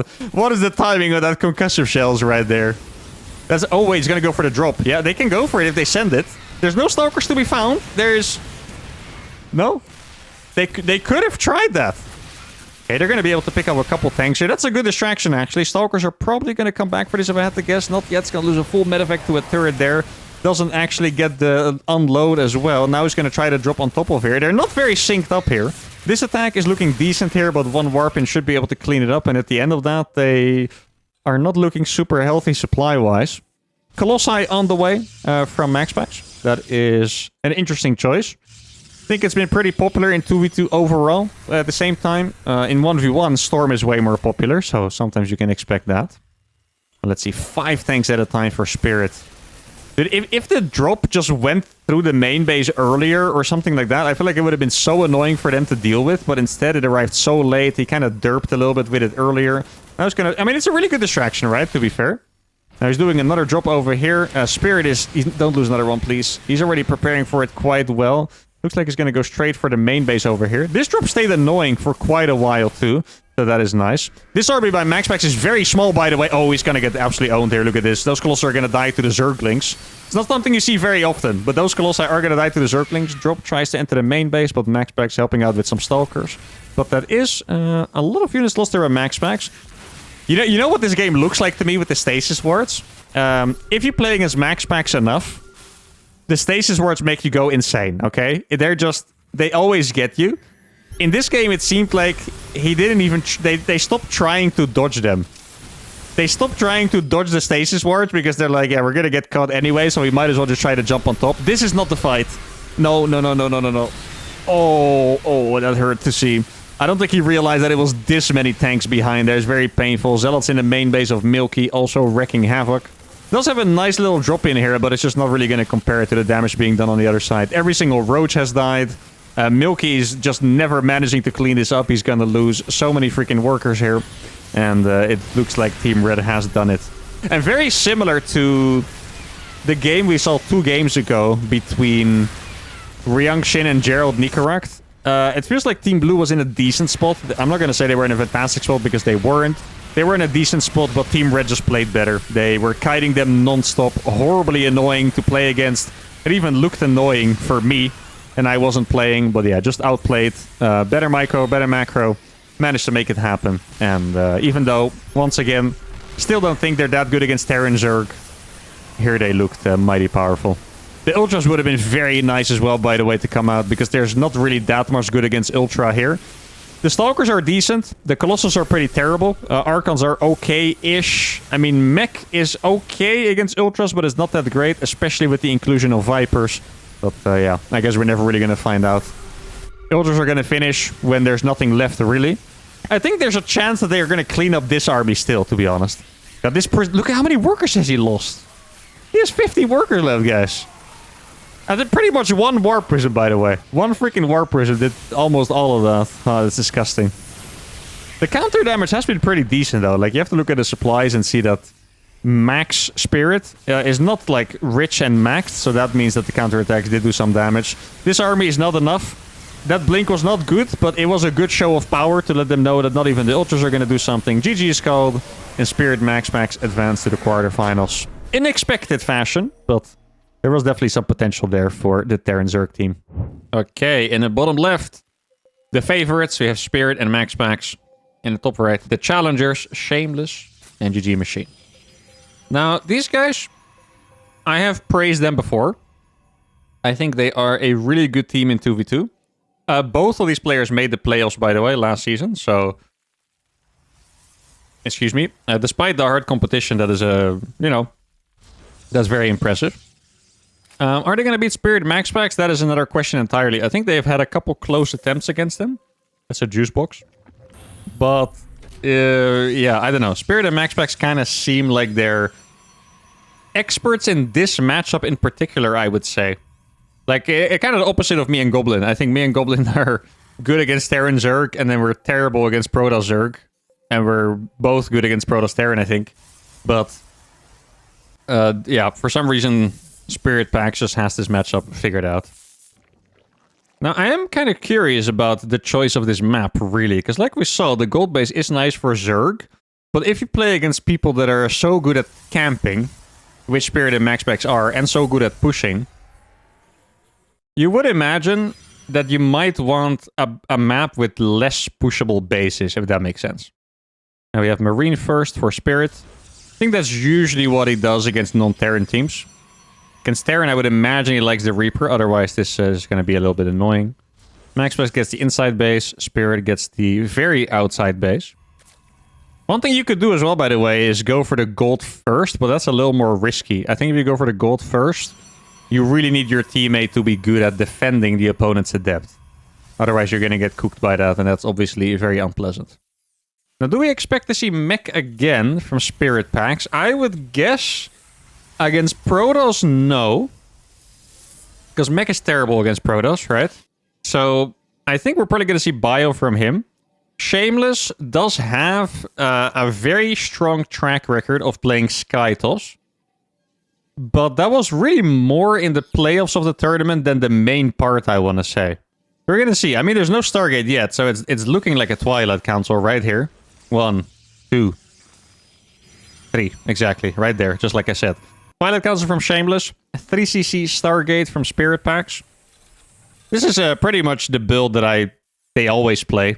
Spirit likes to play 3cc without a starport, makes Marines and tanks. Max Packs makes an Oracle that has literal infinite value with Stasis Wards and Revelations and whatnot. And then they get far ahead and do it really well in the macro game. Now, GG Machine went for a quick lair here. This makes it look like there's some kind of a prepared strategy. I don't know what strategy that would be. Hey, you know what doesn't sound that bad to me? What if you would go Blink Nidus on a map like this? I think it probably hits a little bit too late, right? Because you can't access this part anymore at that point. Huh. Wait, Goblin is streaming? He didn't even stream our matches. He said he was too tired because he woke up like 10 minutes before the freaking cup. Oh, that's a... Was that 3 workers killed or something? I think that was 3 workers, guys. That's not great. Not the worst either. It kind of depends on what Mr. Oracle does. It's the Max Packs Oracle, guys. What do you think? 0 kills? 15 kills? 100 units in the Stasis Wards? What's it going to be? I would imagine he's prepared for the Oracle. Yeah, okay. So there's a battery. Could try to put down a Stasis Ward. Exactly, that's what he's going to do. Shameless sees it coming, though, so runs away. Only 1 probe trapped. Takes a little bit of HP damage on that, which is nice. Yeah, that is going to die. It looks like it did kill at least 1 more worker there. 5 worker disparity now between the Protoss players. Zerg, very interestingly, by the way, not taking the gold. So they picked this map. 2 kills on the Oracle. Despite not wanting to take the gold base. That interests me, because usually, like I mentioned, Zerg takes this map so they can take the gold. Here, GG Machine likes the map, but apparently doesn't take the gold, and he's going to leave it for Shameless, which is really not a bad strategy. And if you look at the tech building, it makes sense, because he's going to go for Mutas. Mutas, the limiting factor is gas, and Shameless is playing Twilight style, which means it's probably going to be Stalker Zealot mostly, and for that you can really use the extra mineral. So strategically I like this. I still think it's just a little problematic, because Spirit Packs is going to have a great economy, as you can see. Shameless is going to get a great economy, but only when this base finishes. Until then, he's going to be a little behind the rest. 4 mutas being built. Actually, interestingly enough, now he's missing minerals. No batteries. What happened to the Oracle? Oh, painful. Another couple workers killed. 6 kills on the Oracle, by the way. Still alive. 7 kills and 1 stasis worker so far. We should have an average Max Packs Oracle stat, and then we get some sick production in, and then every time a Protoss makes an Oracle, we can have like this is now an average Max Packs Oracle achievement, you know? Or this is a new record for Max Packs, like like, I don't know, proper like League of Legends Worlds stats. Pretty sick. But just with that one. No upgrades yet from GG Machine, by the way. First Evo now on the way. Mutas are... This is why Shameless is here, by the way. It's so the Mutas can enter while the Stalkers were distracted. And this is a really good start here. Killing a couple workers there. Very nice. Worker count disparity is now still 6. But Shameless is now going to saturate the gold base. The other team does not have the gold base yet. 2 Mutas do fall. GG Machine is hopefully on 66 drones. He is exactly on 66. 6 gases saturated. And... Oh, that is an... Was that an Oracle that was about to die? Oh, yeah, he was afraid that the Oracle was going to die to the Mutas, I guess, so he brought it back. Let's see, Shameless is going to be able to... Did he... Shameless didn't make charge, guys. Like, he's going to have a lot of minerals soon. Yeah, he's starting charge now. It's like he's listening to me. He's starting charge, but he can't really use his minerals well until that point. He's also pretty heavily supply blocked. I guess he can take the time to just warp in more gateways, right? Like, that makes a lot of sense. Going to cancel that sensor tower. Probably get a kill on that. Yeah, Spirit realized he was in a pretty compromised position. Now, Shameless, or GG Machine, is going to go for a couple more workers. The Stalkers are all the way on the right side. Not the best rotation there from Max Max. He really should have paid attention to the Mutas a little earlier. I love being able to criticize Max Max. You know, like those players you don't get to criticize a lot. Feels great when you get to do it. Oh my god, what is he doing? This flipping noob. You know, it's just like one small mistake. Gotta take your opportunities. Now, the G-Machine is going to try to go up to 8 gas. If he does, he's going to be able to make a ridiculous amount of Mutas. But this is the timing that I was talking about. Charges halfway and it's not being chrono boosted. Like, the Mutas are very, very, very strong, but I don't know if Shameless can hold this. He doesn't have charge yet. Like, I think GG Machine has to go back, but Max Max was very aware. Didn't pull back. That was a very bad blink. Doesn't get either on top of the tanks or the Stalkers or anything. Now GG Machine is left against Mass Marine Stalker. Bailing speed is all... The upgrades are just barely too late. This army would have been good enough, I think, with bailing speed. Now Max Max blocks his Spirits Marines. That was the worst Stalker positioning possible. The Bailings actually hit the Marines. Spirit was trying to run away, but he couldn't. And now because of that, they have a very small chance to survive. But I mean, the Muta count is only down to 10. And yeah, I think Shameless build probably just not efficient enough. Losing a couple too many workers early on against the Adepts and against the Oracle. Wasn't able to get charge out in time. And yeah, this was... I mean, that bailing moment was very lucky. But if you look at the supply, it still looks, you know, pretty even. So that shows that if Shameless build was a little bit better, maybe a bit too greedy on this 4th base, if the build was a little better, then they probably would have been able to defend. But Spirit Max Max, as per usual, looking very, very powerful. Wait, did he raise this wall? Yeah, that's a sick wall off right there. No, sir. I mean, it is a good wall off. It just doesn't help against run-bys, right? Yeah, the Mutas are doing what they can, but it's 17 Marines against 40 Marines, or 17 Mutas. Excuse me, against 40 Marines and 26 Stalkers. They're not exactly gonna do it. I wonder what Shameless could have done differently strategically in this game. Because obviously there were a couple mistakes, right? Like the charge was late and he lost a couple units to... Shameless has 17 supply, by the way. I lost a couple many units too early and charge was delayed and stuff, but it also didn't seem like he was particularly close to mounting a defense there, right? So I don't know if he could have maybe gone for like Robo instead, or I don't know. I kind of feel like you still just want to play Stargate is just so good, you know. It doesn't matter if you play Oracle or you play a Mass Phoenix or whatever, but it just seems so good in combination, especially with the Zerg player going for Mutalist. But sadly for them, their Muta strategy didn't work. I still like the way it looked, but pretty crushing defeat in the end. Okay, and on the top side we have Spirit and Max Max, and on the bottom side we have GG Machine and Shameless. Scouting for a proxy, looks like. How about, what do you guys think? Do you guys think GG Machine and Shameless can take a game?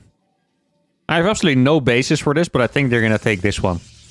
Because I think they're pretty good. And Shameless didn't really get to show his play last time. I think maybe Shameless gets a little bit of a better start. Could play Stargates as well. Stargates, I mean. Because he is not really... I feel like whenever I've seen him play Stargate, he plays Mass Phoenix. Into carriers, right? And Max, you don't really do that from an Oracle. I don't know, it just seems like the right strategy. Like, Max Max always makes one Oracle. If you manage to surprise them with a Phoenix... Okay, I'll tell you what I saw last game, right?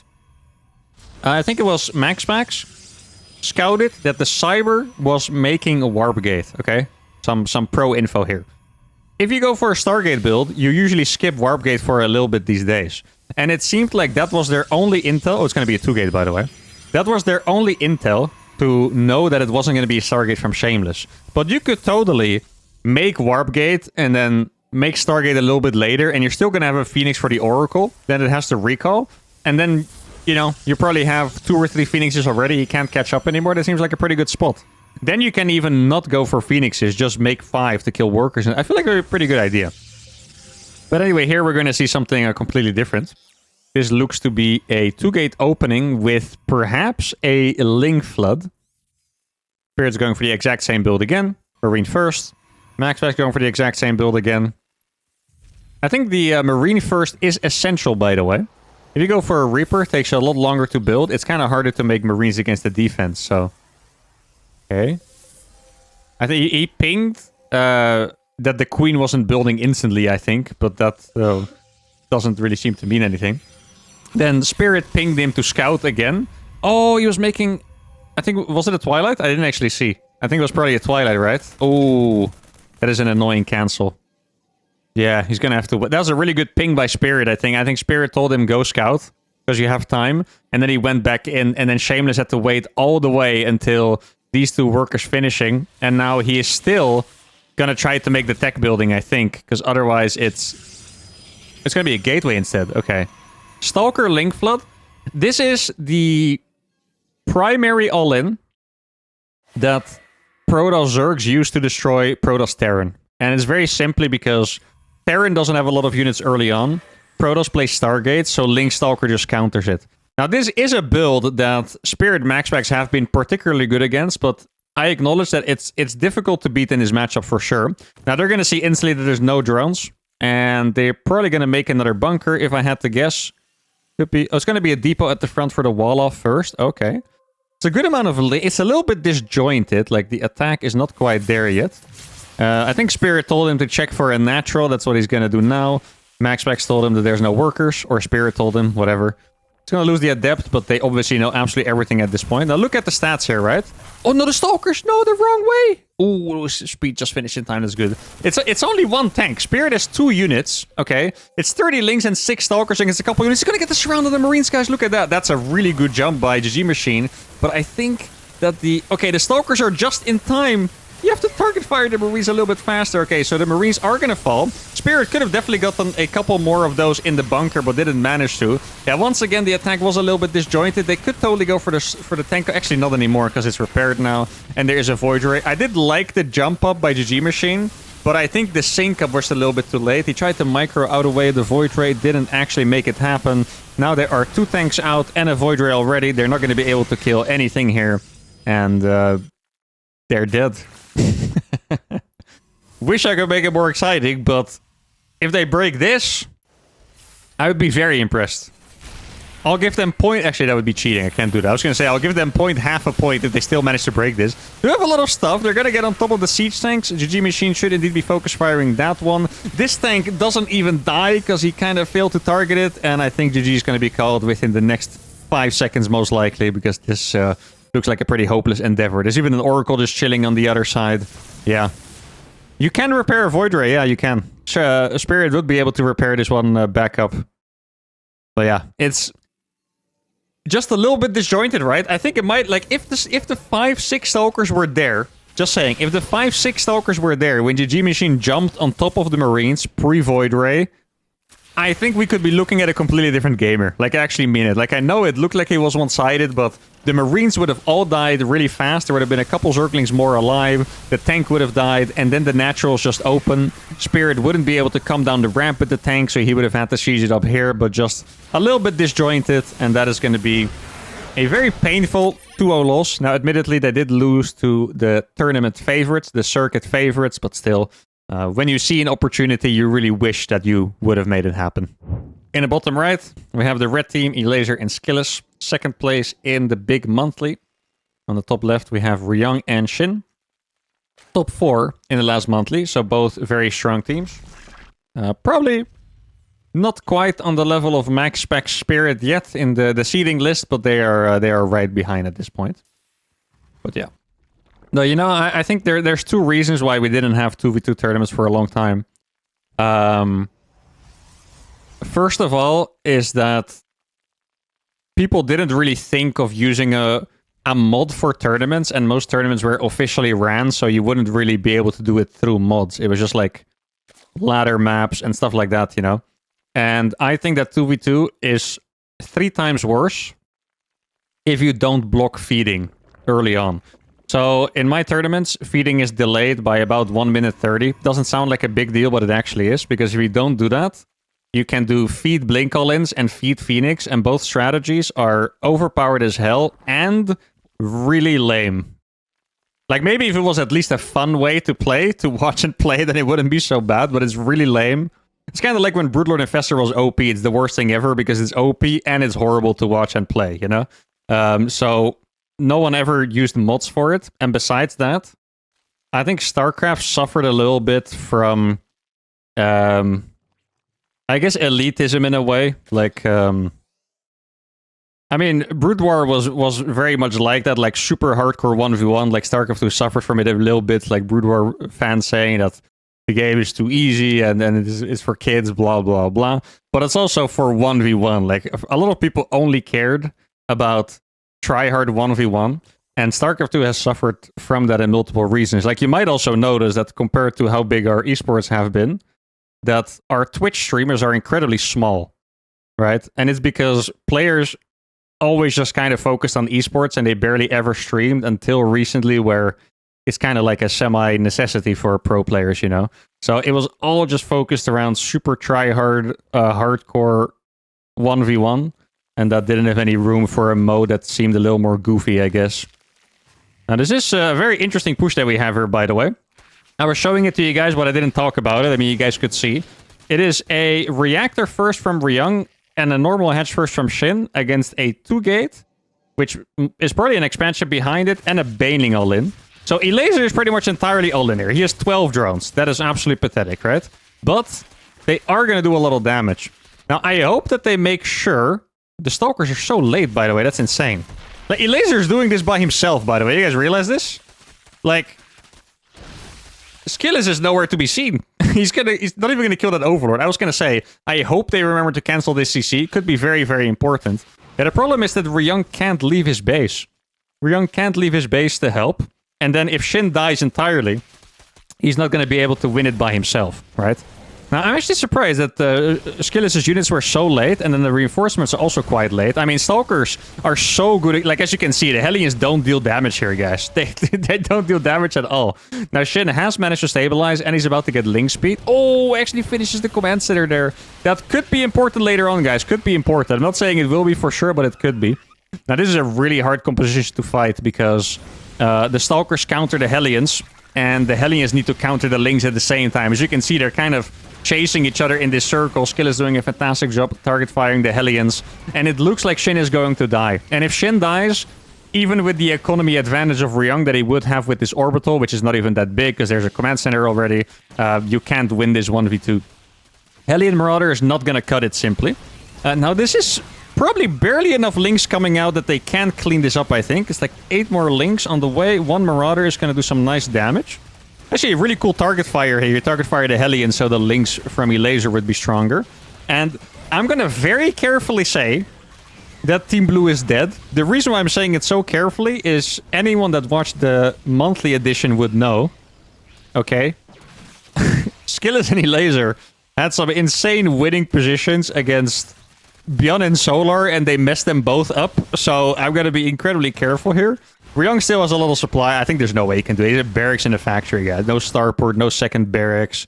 Shin has 12 drones against 20, which is also just not going to cut it. DT Shrine on the way. Really love that move, actually. Like, it's not necessary, right? But if you don't know for sure, the DT Shrine is such an official game ender. Like, either you need to make E-base, or a Raven, or waste your money on scans, or you die, or a combination of all of them. Like, there's just no good way to go about it, right? Even one DT would do that to you. And then Shin needs Spore Crawlers. Like, it's a fantastic play. But yeah, you can see that the official downfall of Shin is happening. Ryung is pulling his SCVs, not to mine, but actually to fight, by the way, because he needs it. Now, Shin is not going to have a single drone left, and that is definitely going to be the end of game number 1. Okay. I do really like Skillus and Elaser's approach here. If you guys have watched the last 2 series we've seen them play, which is this one, and the one against Beyond Solar, you would get the idea that they only cheese. But what I think they're doing is that they're specifically countering the Korean players, because the Korean players have been successful by playing greedy so far. Last season, they were not successful. This season, they showed up with massive amounts of greed, command center first, everything. No scouts. This game, they didn't scout, and just gets brutally punished, and that's nice. Shin has 0 supply, by the way. I mean, I know they were kind of all in, guys, but, you know.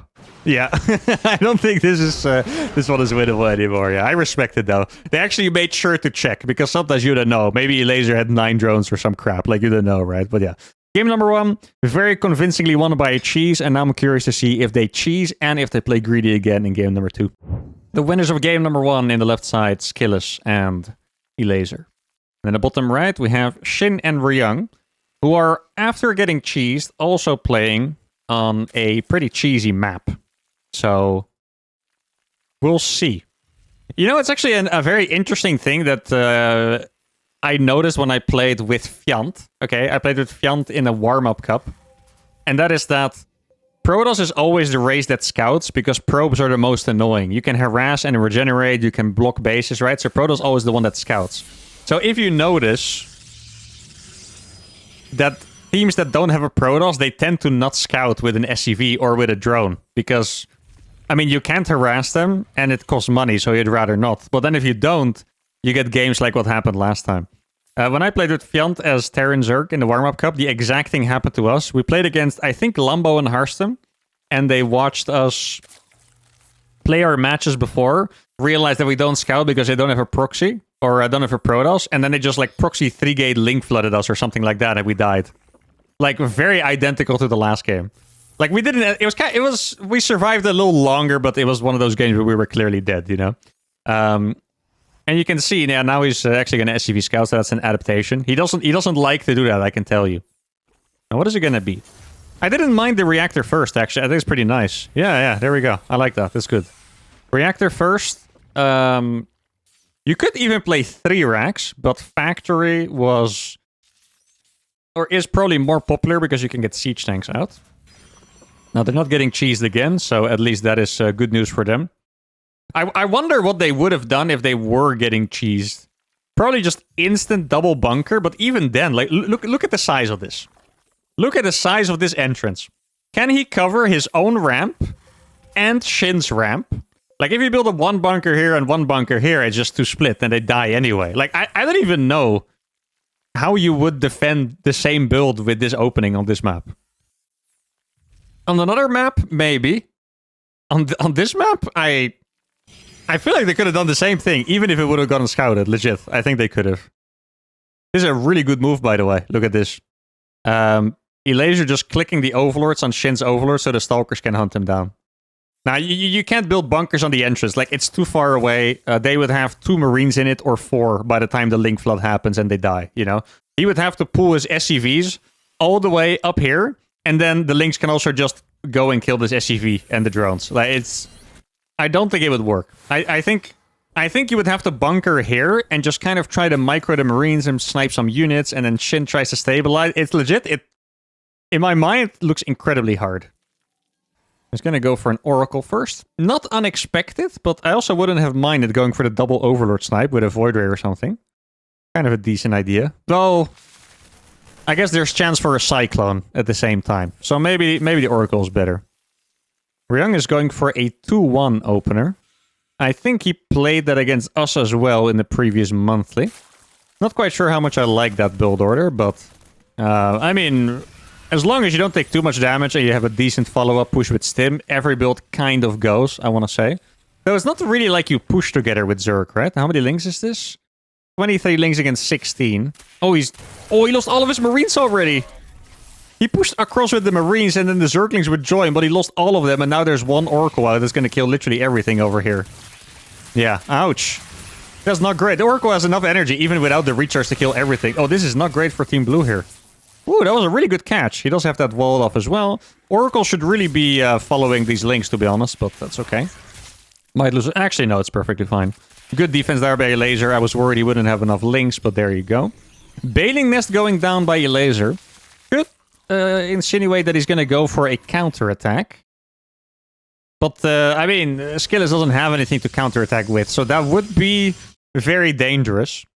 Like I'm telling you, against Shin, I think you can always play a little bit on the greedy side, because he always goes 2-base lair. If we just go, like, Blink and a 3rd base at a decent time, pretty much exactly what Skillis is doing. Maybe even skipping the 2nd Oracle would have been okay, but obviously he didn't know how committed the attack was. Then I think you're in a pretty good spot. I'm not sure what I would like the Zerg to do against Shin's playstyle. Yeah, he wants to kill the Overlord. Please send something. Probably gonna send that Phoenix, right? Where'd it go? Where's the Phoenix? Oh, it's here. Ah, I guess I might as well kill this one first. Nice. Now he's gonna go for the other one, I would imagine. He's gonna kill Overlord number... Well, this one should probably be able to be saved. They're both on 2-base. What do I want Team Red to do in this position? I think Skillis can literally play like 6-gate Blinkstalker with +1. Like basically what he's doing now, but not even tech further. I think he can actually do that. I think he can just play 6-gate Blinkstalker with +1. And Elaser can probably just make either Banes with Bailing Speed or Roaches. I feel like they should be completely fine.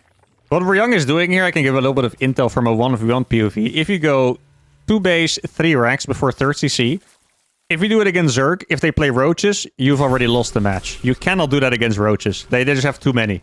You can't push, they have too much eco. So, looking at these strategies, theoretically, it should be good for Team Red. Shin is going for some mind games, though, apparently, because the Spire finished, it was scouted, but then he's going to go for the Hydra then. Okay, I like that. That's cool. Ooh. Wait, it's really going to work. Guys. He's making his 3rd Phoenix and a 2nd Stargate, but he's going for a Hydra all-in, probably. Huh. The plot thickens. Then again, if Elaser just makes mass Roaches, it's still good against what they're both doing. So, it's a good denial on the scout, by the way. Probably wouldn't have seen the Hydra then, but still. Yeah, this... Ooh. They're gonna see it and be very happy. Scanned by Ryung reveals the Stargate. That's a very exciting moment for them, for sure. 11 Hydras on the way for Shin. Roach... He's making his own Hydras as well. Yeah, Elaser... So they're basically both countering Mutas, which sounds bad, but since the Hydras are going to be good in general, it's okay. I think Team Red has a good enough start that this is okay. The Phoenixes would otherwise be very, very bad, but... I mean, Phoenixes are also not that bad against Hydras. The problem is that you need a lot of them, and he has 4 against 11. And he's probably going to get 4 against 20 at some point. And he's still making Phoenixes. Ooh. This is an exciting mind game. I like trickery. That's my thing. Like, Banelings also... Banelings with speed against this, by the way. Oh my god. That would have been so juicy. Does he doesn't have... Does he have not have roach speed? Elaser does... Guys, Elaser... Mayday. Elaser does not have roach speed. Oh, actually, it's about to finish. Okay, I thought it was a little bit further off. Okay, thank goodness for him. Yeah. Good luck with the Phoenixes, bro. Like, I mean, lift the tank at least, I guess. Go for the tank. Yes. Lift the tank. Okay. I mean, Elaser is almost soloing this, by the way. I love that blink. I know, okay, it looks incredibly dumb, that blink, but he blinked to make to tank for the Hydras, because Hydras were the most squishy. Yeah, I mean, good moves by Skillers with the units, but Elaser almost soloed that just because he had so much freaking stuff. And now the other, they're both 2 base soloing, by the way. Like, they have 3 base. Actually, this base died. They had 3 bases, but they're fake. They're not real. Wow. Elaser and Skillers making the other team look like mega underdogs. Or mini underdogs, I should say. He's gonna go for the 2nd Robo and Robo Bay behind. Still, by the way, those Phoenixes were not that great, but they just played well enough. Good enough start. Elaser with the good enough choice. I still wonder if Banelings with speed would have been better. Like, I don't want to say that he should have made that choice, because it's a really difficult choice to make. I mean, he would have relied on Skillers to deal with the Mutas completely, right? But just from like a theory point of view, if he had mass Banes with speed, I wonder if it would have been better, because their army was Hydra Marine. Like, it sounds disgusting, right? But obviously it was good enough anyway. Now, their supplies are both roughly 100, while Elaser has 192. Skillers has 133 with a saturated 4th base and double Robo Colossus on the way. Something tells me that Team Blue is not going to win this one. Funnily enough, we can see this. He doesn't know, but he could actually kill this even with the tanks. Even with 3 tanks, I think Elaser could go for this. Yeah, he's actually going to do it. They're going to attack both at the same time. Yes, they would win on both fronts, I think. Look at this.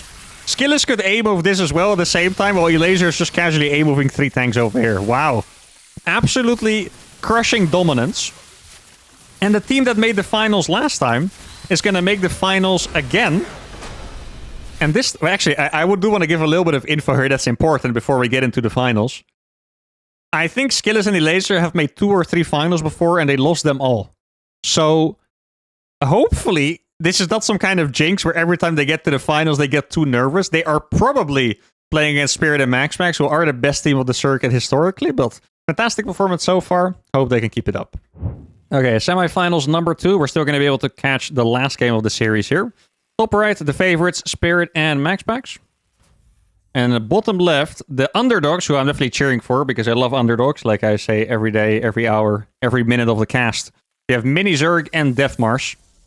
Now, this is the game that they beat me and Goblin on as well. It would be lovely to see them make the finals. I think it would be awesome. Mini Zerg already got a point last time by making top 8 in the monthly. If he gets another point by making the finals, like, it's not... You're not going to qualify this early unless you win a monthly, but it's still a very good start. And it's going to be very motivating for him as well to keep practicing and stuff.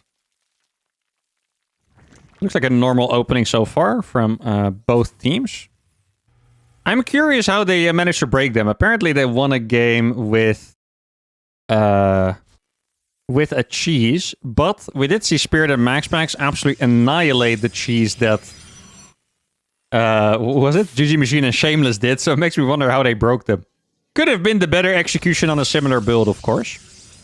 Now, Deathmarsh, in my experience, is not a massive all-inner, actually. I know that he did supposedly win by a cheese, but usually he's more of a macro guy. I find Mini Zerg to have a very peculiar playstyle. It seems like he just plays a little bit of an off-brand macro-style Zerg, where he just doesn't have as many drones, but it's still kind of decent, so you kind of counter the all-in, but then it's not really all-in. You know what I mean? So, that, yeah, whether that's good or not, I guess we're gonna find out. I do hope they cook up something good. So far, I think every Spirit Max Plus game we've seen has been very one-sided, and I would like that to change. Does this block the entire cliff? It looks like it misses a spot, but I would imagine he wouldn't have built it there otherwise, so... Excuse me. Now he's taking the outside base. This is unusual for Zerg, by the way. In fact, against us, they also took the other base. Maybe they just expand wherever they're close to. This base is decent to take for Zerg, because Zerg gets to mine it out faster and is the most exposed base on the map. At the same time, if you want to be greedy, which is the best with Zerg, then you'd want the bases on the bottom side, right? Now, the other guys they're just doing exactly their build, right? Marine, Reactor with the factory, going to be an Oracle, since they're not suspecting an all-in, plus a Siege Tank the moment he gets enough gas. They are playing it very safe. Third CC is quite late from Spirit compared to usual. There's a bailing nest on the way, though. I'm not sure. He also did this build against us, but I also didn't get it in our game, and I still don't get it. He's going to lose an adept for one worker, most likely, which is not the best adept ever. That's pretty nice for Team Blue. Does have another one, but the battery is finished, so... Really nice batteries, by the way. Like, it helps so much. He's not going to lose anything here either. Scouts the Twilight Council. Yeah, I don't actually get the bailing nest. What do you want a bailing nest against? He's making a Void Ray because he's scared. He's making stasis wards at home. Second bunker. I am a little bit puzzled, even as the observer who sees everything. So, this is the exact thing, kind of what I was talking about, right? Mini Zerg plays an off-brand style of Zerg, where it kind of looks like he's all-inning, but he's also not really all-inning, because he has 31 drones. And these guys are playing like it's 100% an all-in. Max is going 2 base 4 gate, well, chrono boosting Void Rays. Spirit has made 2 full bunkers already, instead of a third CC. Does have a second barracks. Spirit's build is terrible, by the way. I can tell you guys this from a Terran POV. This is not the build that he wants. But, yeah, I mean, this is curious, because these guys appear to be going for an all-in, but very late. So then you have to wonder whether them building the defenses so early was good or not, because they are going to have the defenses, but imagine they made those 1.5 minutes later. Spirit probably would have had 12 more Marines, right? So, I don't know. This is 5-gate blink or something like that, right? Yeah, 5-gate blink and Mini Zerg, like, he keeps making drones, and it's so weird. Like, I don't blame them for thinking it's an all-in, because against us, it also really looked super weird. He makes both links and drones, and you just kind of have to guess what it is. It's a very nice gateway placement, by the way. You would imagine that would be scouted. They see the third base now. Oh, he's going to scout 1 million links, though. That is a good scout. He does see drones. There's no queen here. There's no queen here. Oh, my goodness. You could have zapped so many drones there. How many stalkers do we have? 9 against 4. 41 links. We're not going to have stim. They don't want to attack into the bunker, though. I think they can totally kill this. I believe this was scouted. Hey, what I really wouldn't mind is a little bit of a Stalker squad blinking in here with Overlord Vision. Oh, they're going to kill the Void Ray. Barely not, actually, because they don't have Blink yet, I believe, yeah. And then maybe when I don't think they can attack this, you know? They can totally attack this base, 1000%. But if they attack the front, Stasis ward, Stim is going to finish soon. I think they're going to cry. Please attack the third. Just, you know, telepathically, you know? Listen, actually, depot killing is okay, but... I mean, they are +1 links. Their eco is okay behind this. MaxPack does have a good amount of Stalkers as well. It's 12 against 9. It's really nothing crazy. I hope he doesn't walk forward too much. Okay, I mean, they're good moves for sure, right? They're definitely good moves. The links are going to the right direction. Does he see the stasis? He does... Okay, actually, decent dodge on the stasis, I guess. Feel like it could have been a little worse if he went full on. Okay, now he's getting in here. Is he going to YOLO? He's going to YOLO for that. That is not the play, I'm afraid. He's going to lose all of those Stalkers. All 12 of those Stalkers are going to die. The links are all going to die. Mini Zerg has 1100 minerals behind this as well. Blink, for the people that don't know, does not recharge when you're in stasis. All those Stalkers are dead. Once again, it is... Yeah, he's going to risk it. Maybe 1? No, 0. Yeah. Yeah, I'm telling you. If they saw what I saw, they would have 100% attacked the base. They would have killed it. And I'm not saying they would have been ahead, because once again, their builds are a little bit strange. But maybe slightly ahead. I think that is fair to say. But now they're just finding themselves in trouble, because they're going to go up against Pure Marine. 1-1 is going to finish. Combat Shield is going to finish. They do not have splash damage. Death Mars is going to go up to 10 gates. I mean, Mini Zerg has a lot of links. Oh, maybe if he's paying attention. Oh, I was barely not paying attention. Maybe you could have caught a couple Stalkers there. Might still get a couple before Blink. No, barely not. Maybe 1 or 2, I guess. Yeah, there you go. Could kill the Sensor Tower as well. That is a really nice catch there by Death Mars. I mean, they're playing well. And their build was good. The problem is just that their attack was in the wrong place. That's the entire thing. Their attack was in the wrong place. And it really cost them a lot. Mini Zerg went for... I don't know what that was. A Hydra dead, canceled it to make a Spire, perhaps? Something like that. Now, this army could get caught. The links are here too. Mini Zerg. Come with the links. Force fields. Okay, really good force fields as well. The links are going to come in. You can see in the minimap that MaxPax's Stalkers are nowhere to be found. You can blink on top of the Medivacs as well. That's exactly what he's going to do. Spirit's not going to be able to escape if he focus fired on the Medivac, but he let up attention on them. Really would have been nice to go for that Medivac. It would have been minus 20 supply for Spirit. Even if we would have lost a couple of extra units for that. Now they're going to go forward again. Spirit's units are low HP. There are a good amount of Zealots here as well. Dude, it's crazy to me that their build is actually just crazy good, right? I don't know if you guys remember our game against them, but it felt like the game was going fantastic for us and they still had so many units. This game, they botched the attack brutally. They lost 11 Stalkers for free, and I want to say maybe like 30 Zerglings or something. Yeah, I mean, right now they're about 3,000 resources down, which is not too drastic, I guess. Still pretty bad. And then they're still very close to breaking them. Like, I feel like their style actually looks incredibly strong, even in this game that is currently looking like a loss here. Now, he has to be very careful. MaxPax also has charge slots. What are the upgrades between the Protoss players? 1-1 against +1. So, Death Mars is ahead in upgrades. If you look at the minimap, they have so many bases, but they don't actually have the workers for them. MaxPax is on 75 workers, which is pretty disgusting. Okay, he's blinking forward with 2 Stalkers. Almost kills that Medivac, actually. Okay, doesn't look like his army was caught, so that's good. We have... Is it the... we have 4 Mutas on the way. Can they kill anything? Here, maybe. It's gonna be hard for the Mutas to find any damage whatsoever, I would say. Oof. The underdogs, guys. They're playing well. I love it. Like, this game, once again, is looking good for Team Red, but it's cool. And this really goes back to what I was talking about at the start of the day, where it really seems like you can play however you want, whatever your style is, as long as you do it well. And these guys, they play an incredibly off-brand style. Mini Zerg just... He doesn't make only drones or only units like every Zerg. He kind of just makes both, and then somehow he has a lot of units and a lot of drones, and then Death Mars has 1 million units for some reason. He basically goes for a 5-gate all-in and then makes a 3rd behind it, but it seems to work out quite well for them. Sadly, the attack was not quite good enough here. This is a nice round, but it's really not that many Zerglings from the flank, so these Marines are going to have an absolute field day. +2 attack as well on those Marines, and those Marines are simply not going to die. Super strong against the Stalkers, and the underdogs... Let's give it a plus for the underdogs as well. A great run. Very promising. Almost made the finals over Spirit MaxPack, which is crazy. But as expected, the favorites do advance to the finals. All right, the grand finale of this week will also be a best of 3 because this is a smaller bonus cup and not a monthly. We have seed number 1, Spirit and MaxPax going up against seed number 2, Skillus and Elaser. Now, I just checked quickly. In the last season, they played in the finals of 2 monthlies. The first one, Skillus and Elaser lost 3-2 to Spirit and MaxPax. The second time, they lost 3-1 to Spirit and Showtime. So, MaxPax only played them once in the finals. Spirit played them twice. Back then, I found it very interesting that he did better with Showtime than MaxPax.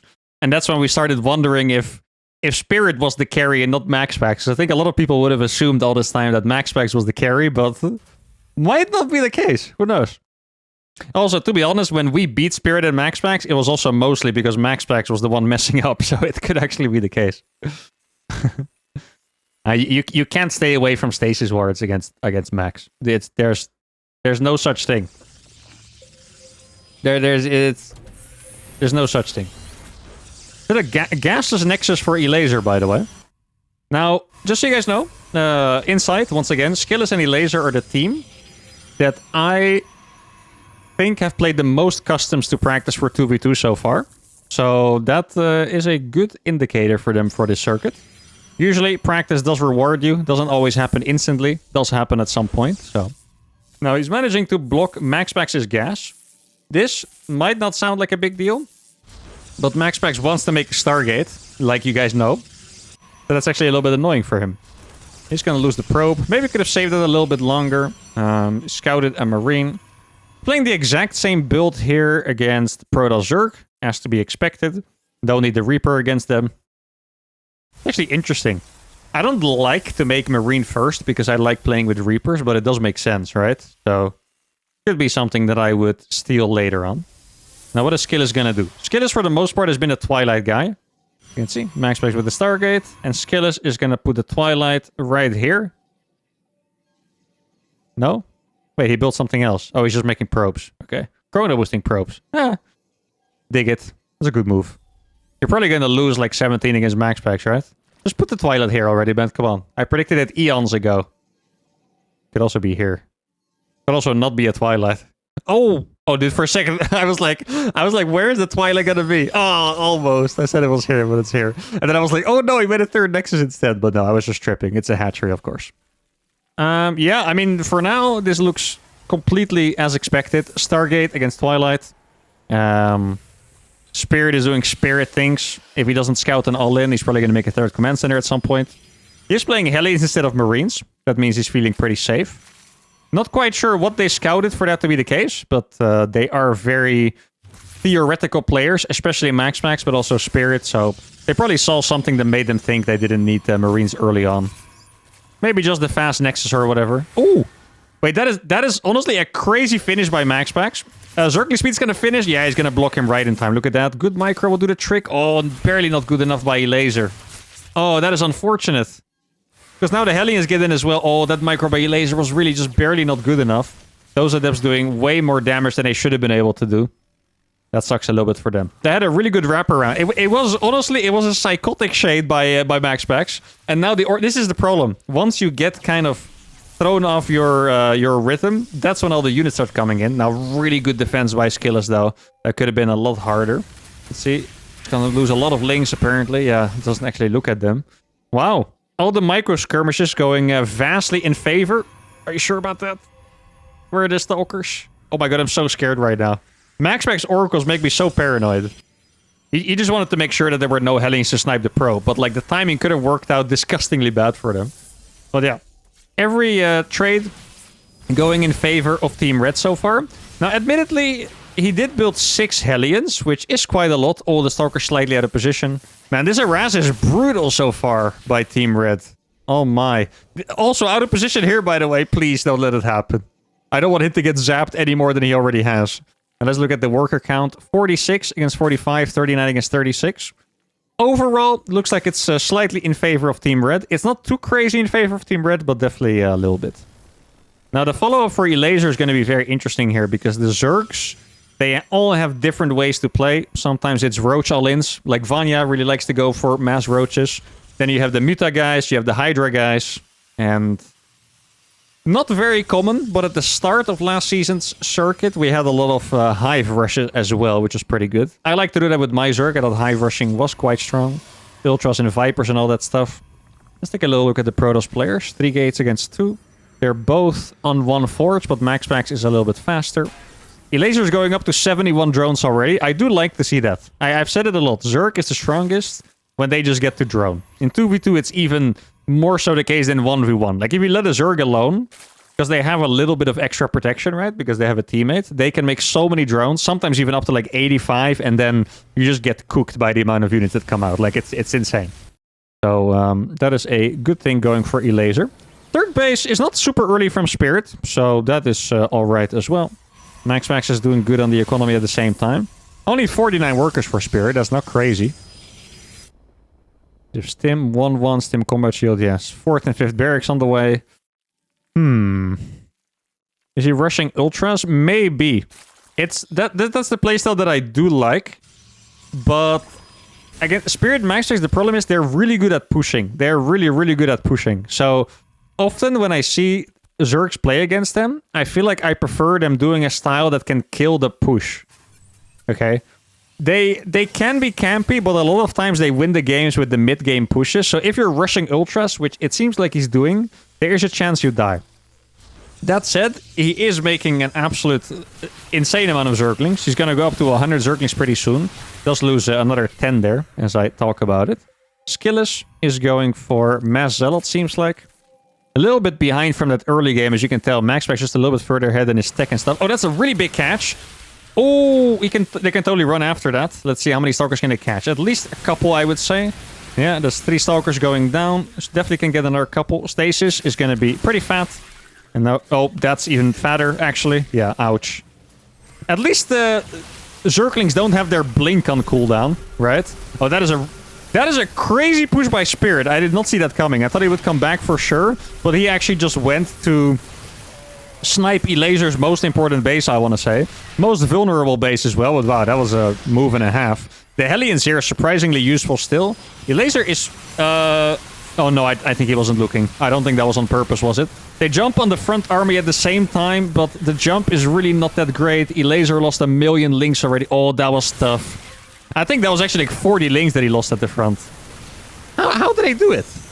It's so easy when they do it against Protoss Zerg. Why can't we do this against Protoss Zerg? It's crazy. I need some of that. Like, Protoss Zerg, for some reason, is just their easiest matchup, but I can't win this matchup for my life. Obviously, they made some mistakes. I mean, you can look at the money here. The stasises were brutal, right? The early game was definitely a pretty severe outplay from the side of Max Spec Spirit. Now, I wonder if they realize that these bases are up. That rally is going to give it away. Oh, that's actually a Skillis base somehow. It is a very nice Prism in the main, but the thing is, can they stop this attack ever? Good counterattack. Okay, I mean, they are making the exact moves. Sorry for the bad observing here. They are making the exact moves that they should be making. This counterattack is insanely good. War Prism in the main is very, very good. But what are they going to have to kill this army at the front? He's making 1 Disruptor. If you look at the minimap, you can see that all these bases are being absolutely ravaged right now. The Disruptor is going to come out. He did blink. Look at this Disruptor. If he's paying attention, that could be... No, why did he not pop it out here? The blink was on cooldown. It could have been massive. Oh, never mind. Still absolutely massive. The links are still ravaging the bases, but MaxPax is chilling on 80 workers, and I mean, it's not going to be much more than that 1 Disruptor coming out this game, I'm afraid. The Marines are quite low on HP, and the Medivacs are out of energy, so that's very good for them, but yeah. I mean, Elazer is getting his Ultras out, but that really is it. He tried to shoot a Disruptor shot to the Marines, not going to work. More links doing a fantastic amount of... Does he have Adrenal Glands? Oh, he does have Adrenal Glands. I was wondering, why are they so freaking strong? Look at that! How did he get there? Yo... We just looked and it looked like that Ultra blinked in the army. You guys saw that? Why was the Ultra was just in the middle? Like, it legit looked like it had blink for a second. If you look at how this game looks now, couple of changes, man. Couple of changes, couple of moments where they pay better attention. This really could have been drastically different. Ultras, by the way, just super good against everything the Terran has and everything the Protoss has. Marine Zealot Stalker does not kill Ultra. I can tell you guys that much. Oh, not again. I think all these players are hacking. Like, The Ultralisk blinks in the army. Max has one Oracle, and it's not even anywhere near here, but somehow the perfect stasis just spawned there. Like, these players are all hacking, is the only explanation, I think. Now, their Hive is going to die to this drop. Yeah, Skillis just doesn't have money. He wishes he could warp in 10 Stalkers right now to deal with that. Doesn't have to be the biggest deal, I guess. The Ultralisk Cavern is still alive, No, it died. Oh, no. Okay, then it's a massive deal. I thought the Ultralisk Cavern would still be alive, but it died. I mean, the counterattacks are very good, but yeah, I mean, they can't reinforce at home. You have to think MaxPax is going to clean this up at some point. Maybe a little bit of help from reinforcements of Spirit. Spirit instead says, I don't give a fork. He's going to counterattack again. In fact, he stimmed his army across the map. That's how impatient he is to counterattack. And I think it's... I mean, here I wouldn't necessarily say it's the right choice, but it's still good enough to win then the game. Like, this was... If Elaser had like 2 Ultras and an Infestor here, he would have lost everything and sacrificed his teammate for it. So that was maybe a bit questionable, but there you go. Very interesting game number 1. I would say that the start was so good for Team Red. And then Team Blue still made a pretty good game out of it. So based off of this game, if the start's a little better, if they don't lose an entire base for free and then lose 50 Zerglings for free, you have to imagine that they can totally win a game and even the finals, but we'll see. All right, in the top side, we have the team that is on match point, MaxPax and Spirit. And in the bottom right, we have Skillis and Elaser. I wonder what they're going to do to switch it up this game. I still don't really think there was anything wrong what they did last game. They just need to do it a little better. Skillis, once again, seems to be his way to play against Protoss Terran, by the way. Going for the Nexus before the gas. I like it. Makes it harder to block. It's a big problem when you play Protoss Zerg. Is that the Zerg hatchery is always already down by the time you take your hatch. So their Protoss player can block your Nexus. So you can try to find ways around it. Like either you can play 2-gate, or you can play Nexus first, or with certain scout gamers you can play gate gas. Or, gate Nexus gas, stuff like that. It's interesting to see that this is their solution. I have seen MaxPax Pylon Scout a couple times, so I wonder if that is just going to be the meta at some point, so you can block them no matter what. Spirit, very predictably going for the exact same opening, of course. Nothing surprising. MaxPax is going to go for the same opener as well. He's going to skip Warp Gate, build that Stargate, make 1 or 2 Oracles, most likely. Hopefully they manage a little bit better against the Adepts this time. The Adepts and... I would guess it's not going to be Hellions, actually, but it could totally be Hellions. But at least against the Adepts and Oracles, because losing workers early on is so brutal. Especially when you have to... Because most of the game is going to depend on them being able to defend that mid-game push. If you have a Zerg on your team that has enough drones, if you defend that mid-game push and you get your Hive units out, I think you're going to have a pretty good time overall. But the mid-game push is what gets... Honestly, I feel like Protoss Zerg, I see them die... Okay. That's a gentleman's agreement. I see them die 90% of the time to MaxPax Spirit mid-game push. Actually quite nice here. This is a good way to stop it as well. Ooh. There was a small chance someone would have gotten a hit off and the other one wouldn't. Oh, cancel that, my friend. Oh, not paying attention. That is painful. 2 Adepts spotted. He's making a Phoenix. What is this? 3-gate before tech. Oh, I was going to say without proxy gate, but here is the proxy gate. Okay. So it's going to be Link Flood plus 4-gate, but they've just hidden it very well. Oh, no. No, Skillis. No, where are you going? Please. Why? Like, he needed a gateway here. To warp in fast. Oh, man. What was that? Don't... Did they see it? They didn't see it yet. No, they didn't see it yet. Like, it feels like they're trying their best to get scouted, but it's not happening. Oh, man. What's happening here, guys? That's a recall. I do like that recall. Okay, now there's a couple Stalkers over here. There's a good amount of Links as well. There's a good amount of Links on the flank. Let's see. Okay. Phoenixes are going to lift us. He's not going to have that many Phoenixes, by the way. It's just 1 Stargate. That's a good micro there by Team Blue for sure. Should be able to clean up all, or if not most of those heli. Oh, nice surround there as well. Yeah, mistakes were made, but The strategy is the perfect choice. Literally the perfect choice, I think. They went for the Link Stalker all-in against Phoenixes. Team Red had no idea. Right now, Team Red has 1 Marauder in the bunker. Nothing else. How many Stalkers are there? There are 5 Stalkers. Well, I do feel like my observing is particularly bad today. Apologies about that. Happens to the best, I guess. If they play this well, I think they should still be able to win, but I feel like they have to be a little more careful with the links. Like, this could have been killed as well. This pylon would have been nice to snipe. Instead, he's going to go for the Stargate pylon, which is also pretty great. He is losing a lot of Stalkers, but keep in mind, Phoenix energy does run out. More links coming in from Ilea. This is so many workers that are going to die. Wow. Hey, really, the execution here was not perfect. I'm not going to pretend it was. Not at all. But the strategy was really perfect. They were completely unaware, despite them trying to make them see it. Completely unaware of the strats. The links flood in, and now the main base is open. He kind of stopped warping in Stalkers at some point, I believe. You have a look at the production tab over here. Third base by Skillis is almost done. Twilight Forge and stuff coming out. I think there was like a little bit of miscommunication here, because Skillis could, like, there's nothing here. Skillis could have kept going. In fact, Elijah is killing them by himself. Like, Skillis might as well help keep attacking him. But okay.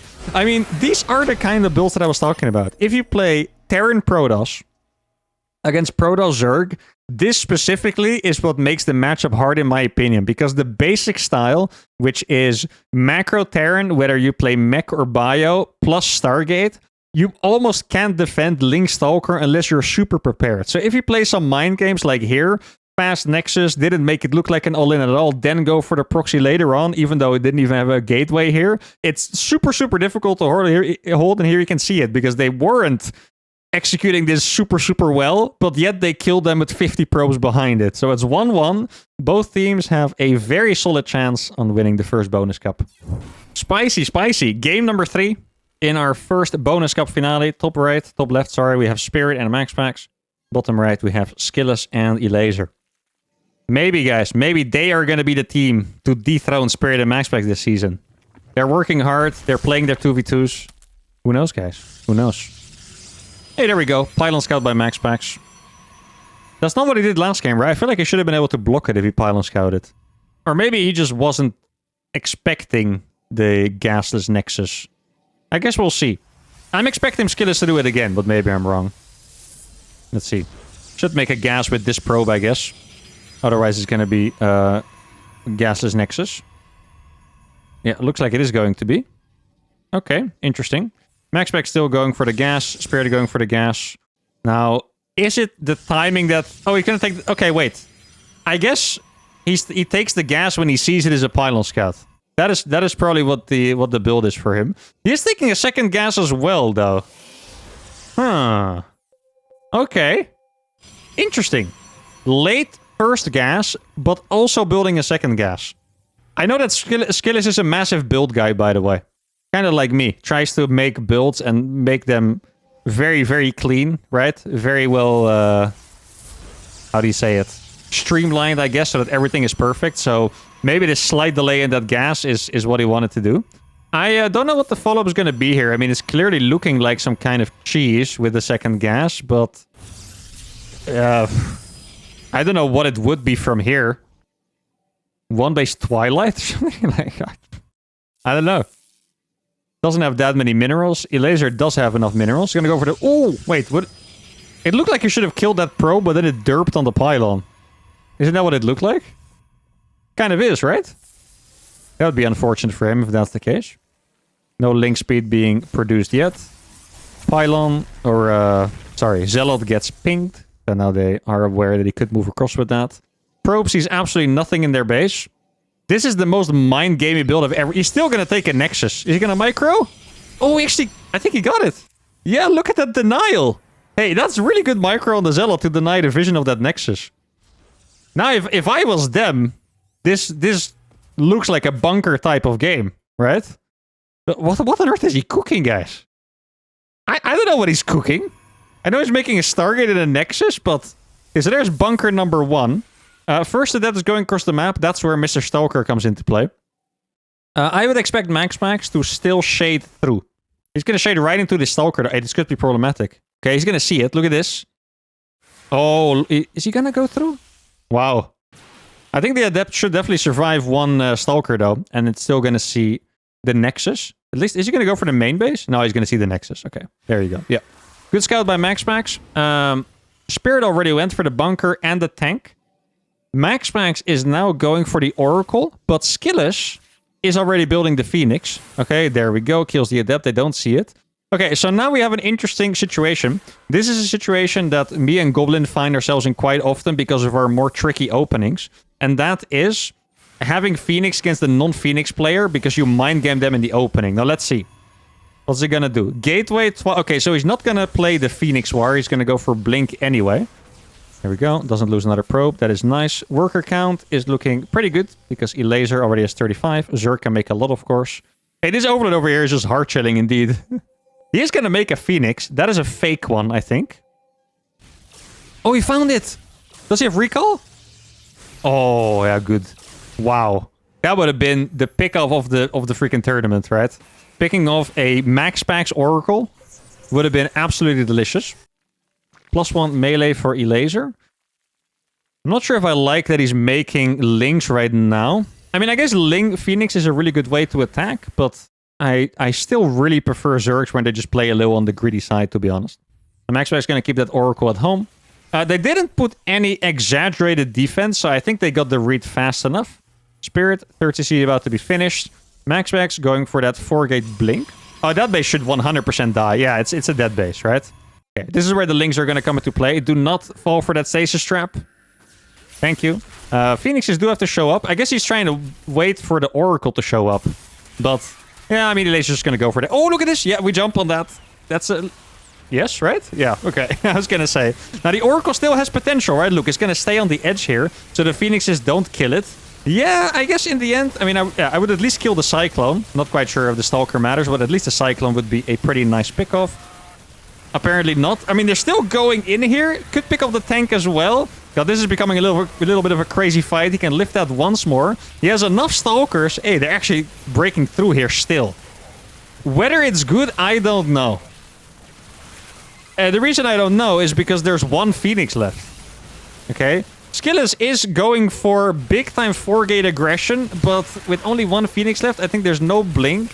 Max is going to get blink, and he also has 4 gates. They also still have the bunker behind it, and they're going to get... I think it's going to be...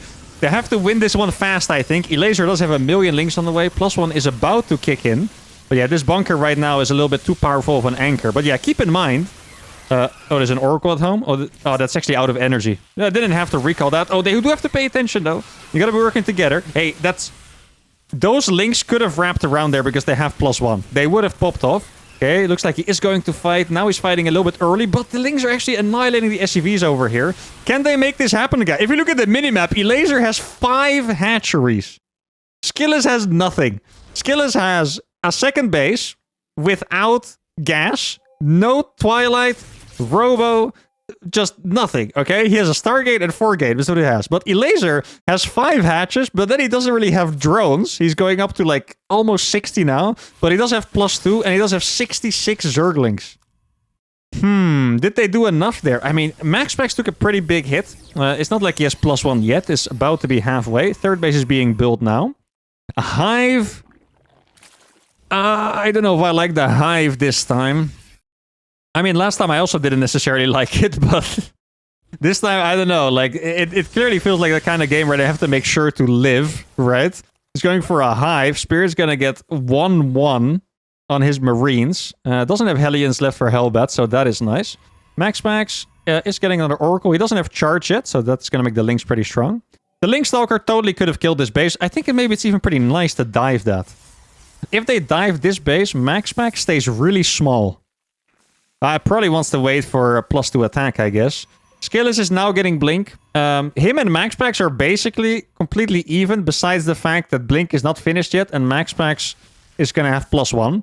Now he's going to... Oh, this is a big attack. Can he kill that Stasis Ward? Looks like he's just going to trigger it with some links. Really good fight there, actually, for... I mean, these links are incredibly strong. Yeah, exactly. Go for the base. Now we need some Stalkers over there. Oh, he's going to run back for the one Oracle. Yeah, a little bit of miscommunication there. I feel like Elaser should have killed that base. Now they just traded bases. Keep in mind, Skillis doesn't have Blink. He's going to walk forward, target the Medivacs. Really good play. Spirit is not picking up the Medivacs because he thinks Skillis has Blink. Skillis does not have Blink, so he can actually get out of here when he wants to, but he doesn't realize it. Look at that. Spirit losing, I want to say 35 supply because he didn't realize maybe it's going to be 40. Now he's going to realize he doesn't have Blink and be like, oh, maybe I could have, you know. Now, Adrenal Glands is on the way.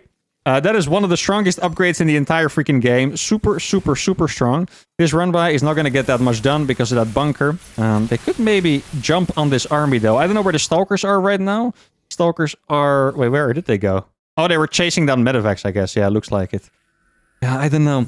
If you just look at the supplies right here, I think Skillis just took too big of a hit by losing this base.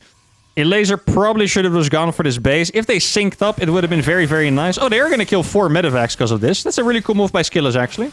Really do gotta appreciate moves like that. That's 4 Medivacs down, including one that was half full. They could go for this bunker together, but I do think we're at the point where they have to make some moves together because the trades are just not going to be that great, right? Look at this. Stalkers are going to blink backward all the time. Lings are going to get caught here. The Stalkers are killing Medivacs, but they could also be killing this entire army instead. And I think the red team is starting to look a little bit too big. Elaser does have 71 workers and Adrenal Glands, which is very good, but Skillis is not here to help him. His Stalkers are fighting a fight that they can't win. Now he's going to rotate back over, but... I mean, the 4th base is already dead. Excuse me. He does still have another base up here, so that's nice. Now he's going to try and catch it. That's a good trigger the next one as well. Oh, I did get a couple Stalkers on the back end there. But yeah, now we have this problem again. They didn't jump on the army and kill it. They're kind of awkwardly chasing it. And now Spirit is going to kill this base again. Skillis is going to be eliminated from the game pretty much entirely. And Spirit can come back at any time and clean this up. Ultra Cavern is not done yet. So not even the Ultras are going to clutch on the defense. Excuse me. I don't even think that this can die. There's no Storm. There's no Colossus. There's no Balings. There's no Ultras. There's no Infestors. Like, there's no Disruptors. What else is there? Tanks? They're not going to be in this game. Not for them, at least. And this could be a pretty decent fight because of the Adrenal with +2 attack as well. Honestly, they didn't have to run away. They would have killed all of this. Just saying. I know they want to deal with those tanks, but they... Oh, that was actually not a good lift. They would have killed all of that at the front. The Marines are probably going to win this because they have 2-2. Skillis upgrades are... what are they? +1 attack only. No armor. And Spirit and Max Packs take bonus cup number 1. The favorites are back. They did win 2 or 3 series 2-1, but that's how it was a couple times in the past as well. But yeah, this one, definitely a very winnable game.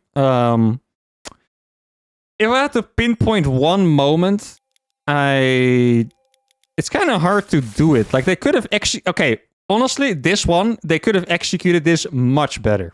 The reason why they went so weirdly is because they were already planning for the attack. But even look at the... Oh, wait, that's a lot worse than I thought, actually. Oh, they were AFK for long. Oh, man. They were AFK for quite long. Look at this entire fight. And now they join. I didn't even realize that they were... Ouch. That's painful. And the lifts were also not that good, to be honest. Yeah.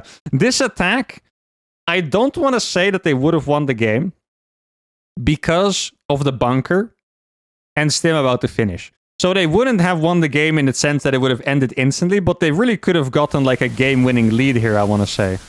And yeah, maybe Skillis had to go for like Twilight Council a little bit earlier. Elaser could have made a couple more drones as well. In a second moment, over here, didn't kill the base, and then they were disjointed, lost this base, didn't trade it, and didn't manage to win in the end. A lot of potential there. I'm sure they'll know some good things to fix for their upcoming practice games, which I know they have been participating in. But that's going to be it for bonus cup number 1, and Spirit and Max Packs take yet another win.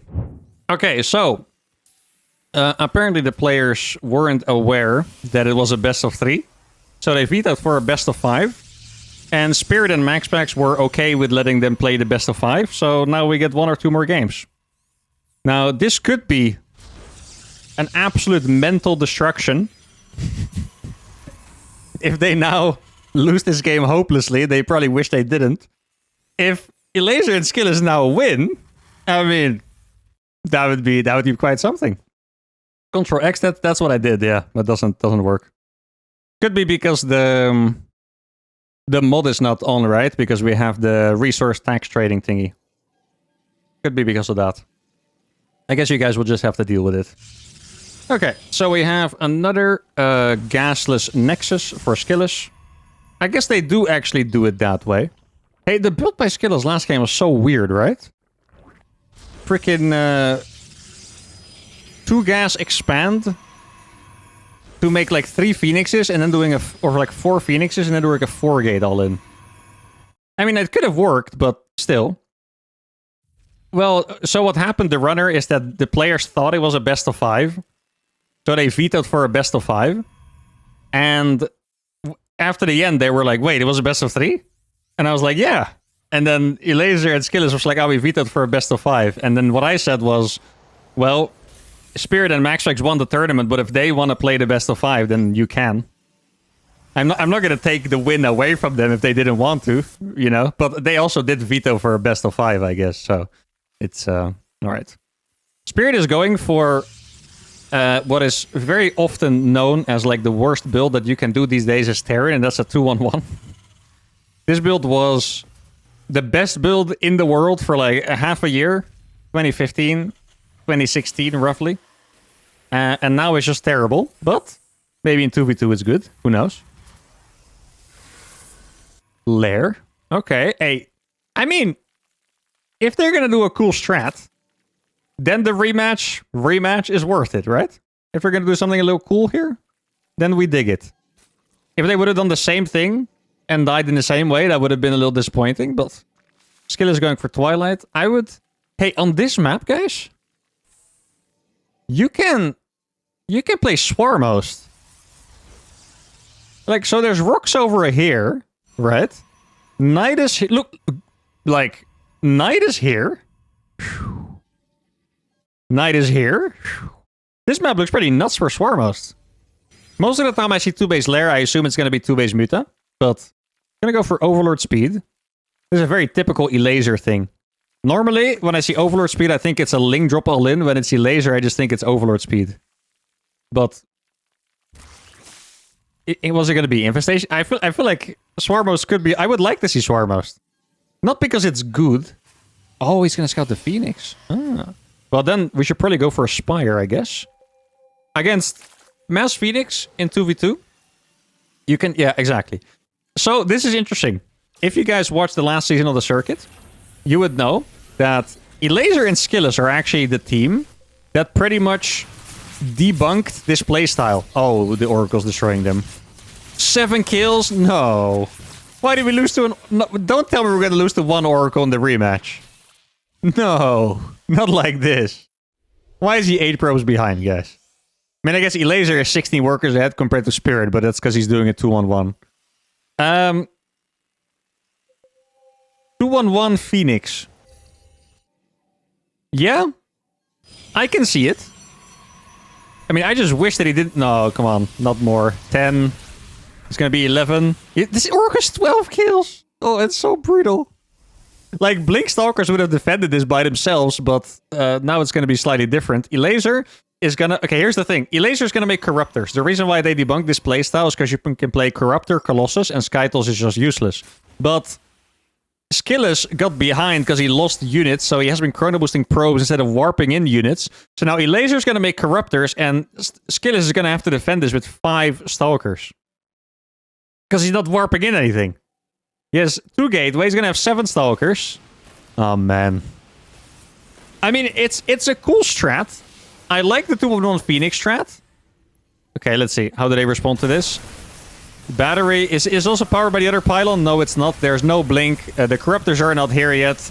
And this was our rematch, I think, guys. Yeah, it is what it is, eh? What can I say? 1 Oracle, man. That's not the rematch we wanted. We wanted them to cook. We didn't want them to lose the 1 Oracle. This is our freaking follow-up medevac as well. I mean, the shred is cool. I'll keep this one in mind. 2-on-1.